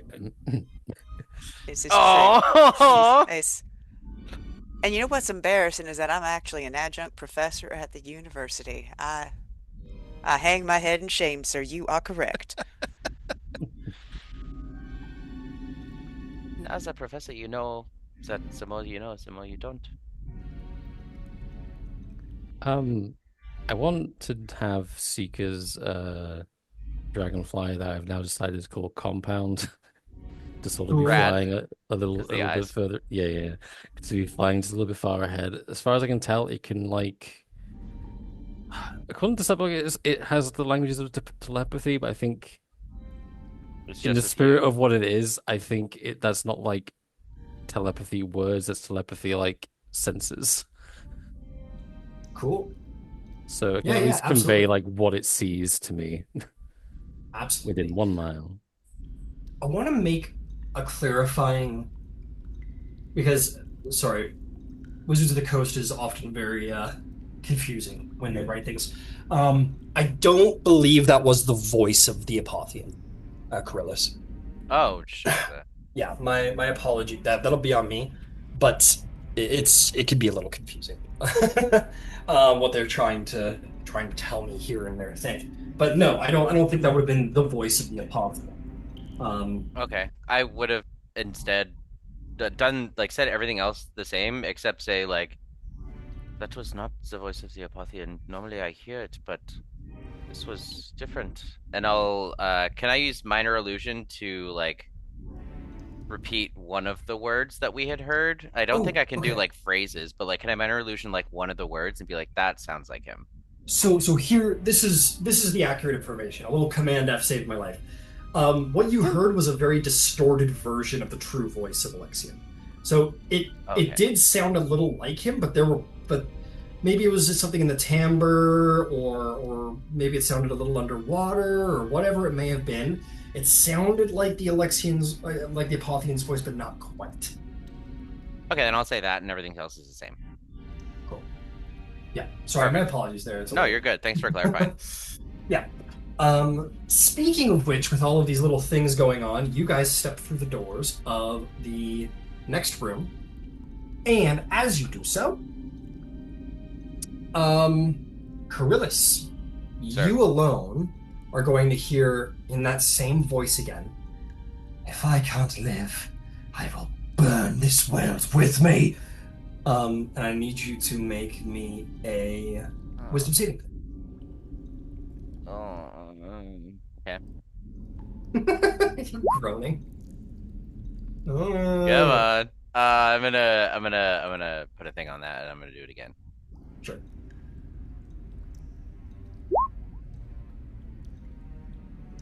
So much better. What'd you get? A 12. I had an 11 and then I got a 12. It's a success. Hey! Hey! You felt like an anger and a wrath begin to fill you, but you kind of chill yourself out before that can manifest into anything like what you suffered before. Yeah. But only you seem to have heard. You look around at the group and there isn't the same sort of group-wide reaction. Well, it's just us, right? No guards? That's right. I heard him again. It's that same twisted voice that we heard when we entered. But he's angry. He's distorted and wrong. Hurt. I think the time of torture over these centuries is warping him. I mean, I Hearing reckon it that, would. Yeah. Seeker will cast false life on themselves. Yeah. Good move. False life's great. Before you are the ruins of a once magnificent house of white stone. The ceiling has fallen through, leaving the marble floors littered with masonry, broken bed frames, and other furniture from at least 3 collapsed stories. A staircase leads from the entrance hall to the upper level of the main room. Walls of blue light hold back the water on all sides, leaving the interior dry.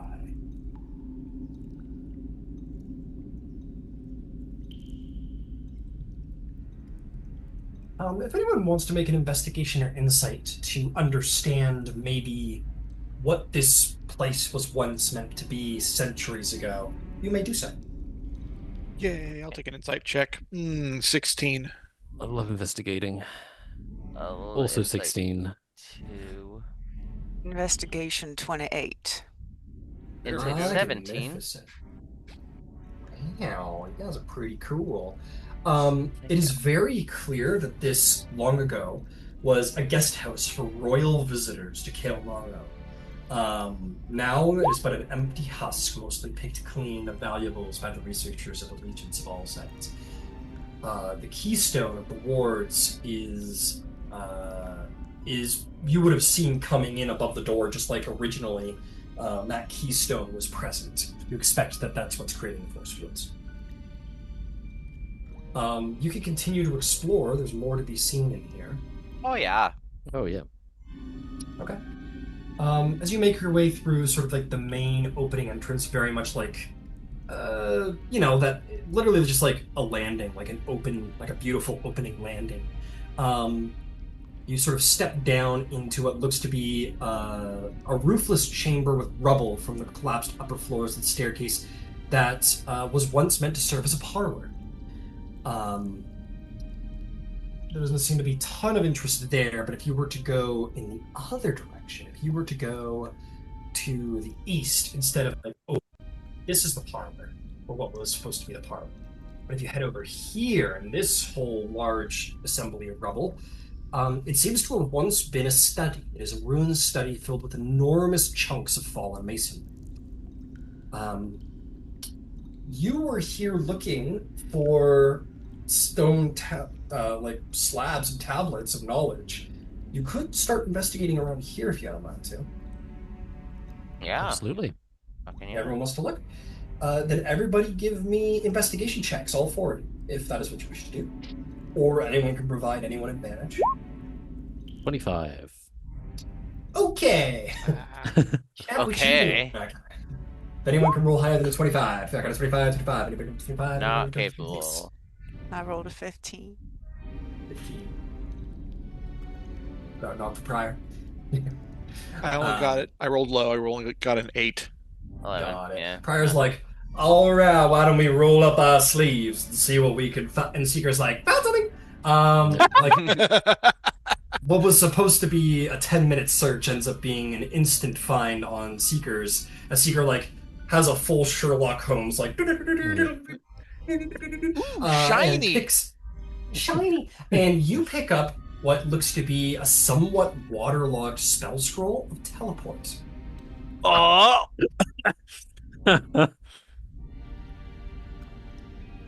But it is on magical Valium, and so the waterlogging will not damage it, which is why it's survived for centuries. I was gonna say, could I like shape water and like You want to pull the Katara liquid out of water it? Yeah, I want to Katara the water out. Yeah, you Katar. Well, what you do is you Katar the water off of it. As I said, this is a magical Valium, and thus it does not absorb or get damaged by it. Right on. But you, pull it off, and Seeker's in possession of a spell scroll with teleport. I'll, Out fucking stand it. I like look at it, and I'm like, Bust us out. scroll it up, and then just offer it to Kirillis. Oh, look at it. Can I? Are you proficient with Arcana, Carlos? I believe so. I usually am. Yes. Yeah, I just gave it to as an artificer. It's like, yeah, I probably know what it is. Yeah, Kirillis, you look at it, and less that you understand it, and more that your blood seems to react to it, you understand that this is a teleport spell scroll. Right on. I'll stow it, and I'll give a curt nod to Seeker. Thank you. Ever use it well? Beyond my capabilities. I think I could become understanding of it in time.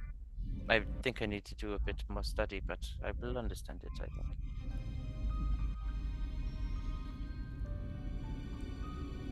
And I'm just gonna add that to my bag of holding. Yes, your blood bubbles with sort of lightning as you hold it. And you understand the power in the scroll outweighs the power in your blood as of now, and it would be difficult to be able to cast it, but not impossible. Yeah. Okay. Okay. And even then, honestly, because I've biffed a teleport before. Who hasn't biffed a teleport before? That's the fun of the spell. Yeah, it is. If it just worked, it would be as fun. Yeah, right? Okay, with that, you can proceed past the Royal Guest House if you wish to continue your travels. Yep. Magnifique! Okay. You begin to travel on, and you find your way into another access corridor. Shimmering blue barriers intersects what remains of what seems to be guard towers, enclosed by the barriers as well. keystones maintaining the barriers seem to be here and there and doing well, holding the water at bay. I will say this. Kirillis and Gidget, I'm going to give it to you two because you guys have been specifically focusing on the wall. I'm I'm going to give this to you two because you guys have been specifically paying attention to the water and the flow of the water and how it works. And as you walk down, you're going to notice to the east this reddish glow from inside the water. You don't know what the source is per se, but you begin to notice it sort of emanating inside of the water from somewhere deeper within the ruins. To the east, specifically. I think we have the same passive perception, right? We're like at 11. Okay, so at the same time. Well, it was because you were both focusing on Yeah. water and power and all that stuff. That's why I gave it to you. Rad. That's. We're gonna end up over there, huh? I think we must. And it seems like we are going to have to be, in the water. Literally, yeah. Which I'm, to be honest with you, pretty excited about, but for the safety of my friends, not so much. I reckon the climate on Kiril does not agree with you. No. I have had copious amounts of, what does they call it? That, like, lotions that they make from the bovines. Gidget, make me a medicine or nature check as you look at Kirillis and consider this.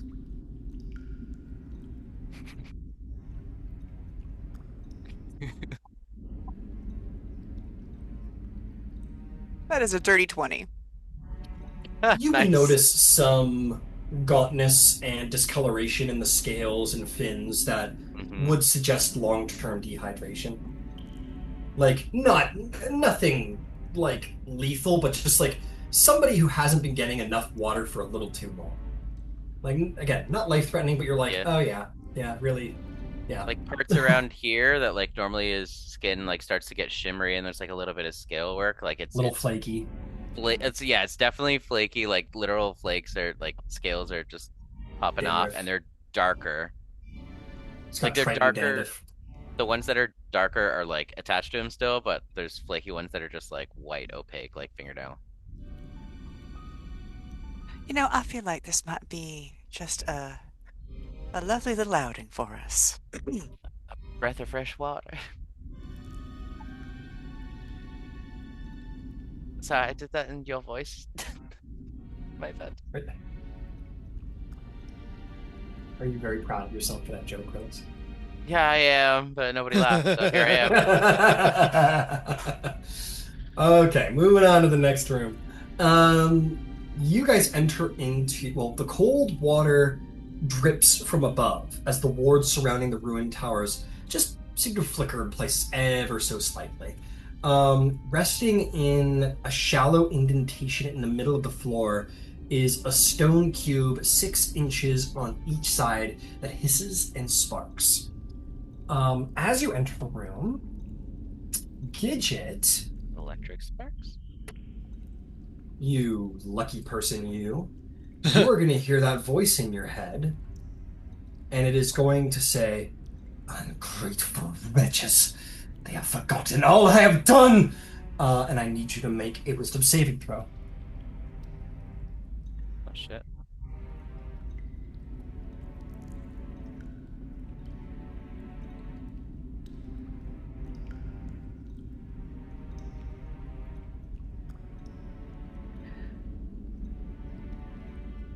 Oh, that didn't great, even though I rolled with advantage, that didn't great.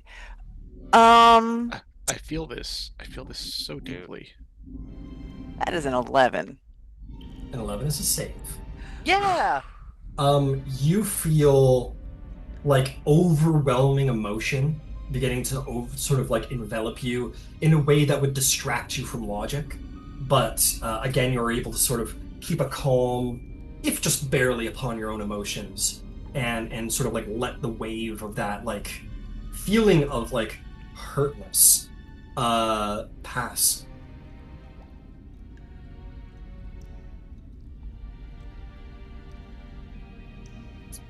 Again, you seem Okay. to be the only one who has a sort of like, ugh, like a reaction. Nobody else seems to have had the same experience. Noted. Yo, right there, darling. I just got I just started feeling a little peaked from out of nowhere, just feeling real angry for no reason. I don't know what's wrong with me. I skipped breakfast this morning. Maybe that's it. Maybe I'm a little hangry or something. As in just a small clarifying note, what you felt was yes, anger, but really at the end of the day, like a deep seated hurt, like wounded, as opposed to like rage. You know what I mean? Yeah, cool. I think someone's Sorry.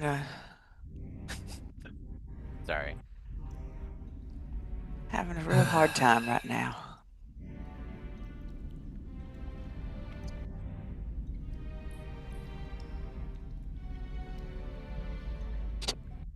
All right, well, You okay? Do you need to wait? I'm good. I think someone's having a real hard time out there, and it's just leaking out. Yeah, I understand. We me and Gidget had seen in Zavata over there like maybe half a league. There is red glowing redness in Zavata. Uh, Prior and Seeker, um, you guys are like surely aware of this little conversation going on, but maybe the reason why you haven't responded is because you two, with your higher passive perceptions, are noticing something else slightly more concerning. Um, you notice the silhouette of a giant shark circling the tower around the barrier. It is not attacking, it is not doing anything. As long as that barrier holds, it can. But it is circling.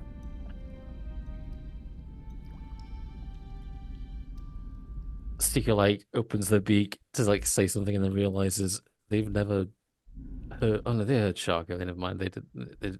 Sticker just says in, um, yeah, in Kirillis' voice. Shark. Anybody else hearing cello music? What? Do do do. Oh, nice. do, Very good, very good. What in the tarnation? What in the hell? Did we just walk That's- into a battle arena? We're just like, look over there at this red glow, and you're look over here at this fucking megalodon. That's nice. Have you Like, seen Oh, this? yeah, right. Have you heard the word? The word of Steven Spielberg. Yeah, it's just out there floating around. Just a silhouette. Well, that's not ideal. So you had said that there's a pool of water in the center of the little room that we're at. Yes. Just a drip. Oh, Just just a like there's a drip. little Okay. drip from it, and in the middle is a stone cube 6 inches to each side, hissing and sparking. Not terribly unlike the barrier that's letting little drops of water come through. I would like to inspect the cube. Can I Cube! help? Make me an Arcana check. You may roll for yourself, Krillis, or roll at advantage. I would like Or- to give or give Seeker Seeker advantage. Yeah, Yeah, because yeah, I'm yeah. proficient, so I want to help out. Beautiful. There you go. That helped a lot. 26. Hey. Beautiful. This is a malfunctioning keystone. These keystones are what are emanating the barriers that keep the water at bay. The magic in this cube is weakening, but there is no way to tell when it will cease to function.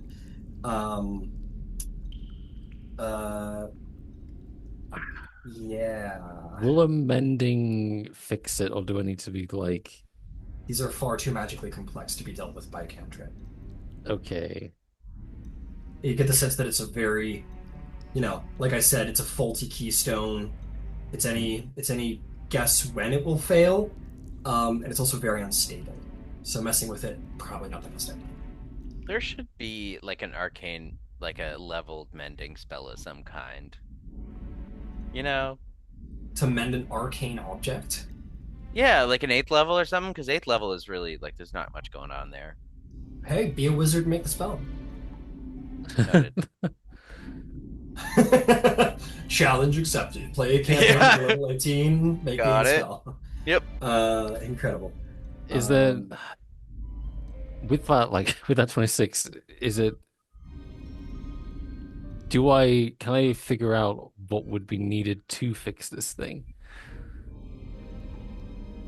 You may have rolled a 26 and you rolled incredibly, incredibly well. Yeah. But this is not a piece of magic you have ever like tried to fix. Okay. This is a little bit like being like the bomb squad, being like a really, really like an excellent member of the bomb, like a bomb squad, and Yeah. encountering a bomb you haven't worked with for the first time. You can take Got guesses it. at it, you can take swings at it, and you can make conjecture, but it's nothing you've actually put hands on. It's unstable. You get the sense Okay. that like, again, there's no way to tell when it'll break, but with a 26, you think that there's a reasonable amount of time on it, but it'll probably go sometime today. Okay. Oh. Sticker just opens the mouth and all you hear is clock ticking. That's It's breaking.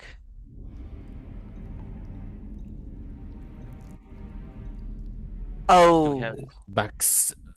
Maximum a day, but half day maybe. we should go tell someone right now because that's even from here I can tell that is beyond my fixing capability, and I can fix a bunch of stuff, but that's wizardy shit. Oh, I'm sorry. Arcana check, Gidget, to see if you know all of that. Arcana. 27. Oh shit! Yes, indeed, you do. Okay, well, with that, it is 6 o'clock. You guys have made decent progress so far. You have anywhere between probably 5 minutes to 12 hours before this thing pops. Something, and that's a Fine. rough estimation. But for the time being, you have advanced even deeper, and soon enough, you may be able to find this key, as it were. But that is where we'll end the session. Hell yeah. We're gonna fight a Onward. shark. We're getting into Yeah, dungeon sharky. We finally got to the water stuff. Excitement. Very cool. Hell yeah. I love the Buddy moments query. between Gidget and Kirillis just in this session. That was fun. Very nice. Sick. All right, I gotta run. Oh, I'm heading back home, by the way. I'm gonna start packing. I'm probably gonna be in and out for the next, obviously, few days. Yeah, no worries, of course. Of course. I will All right.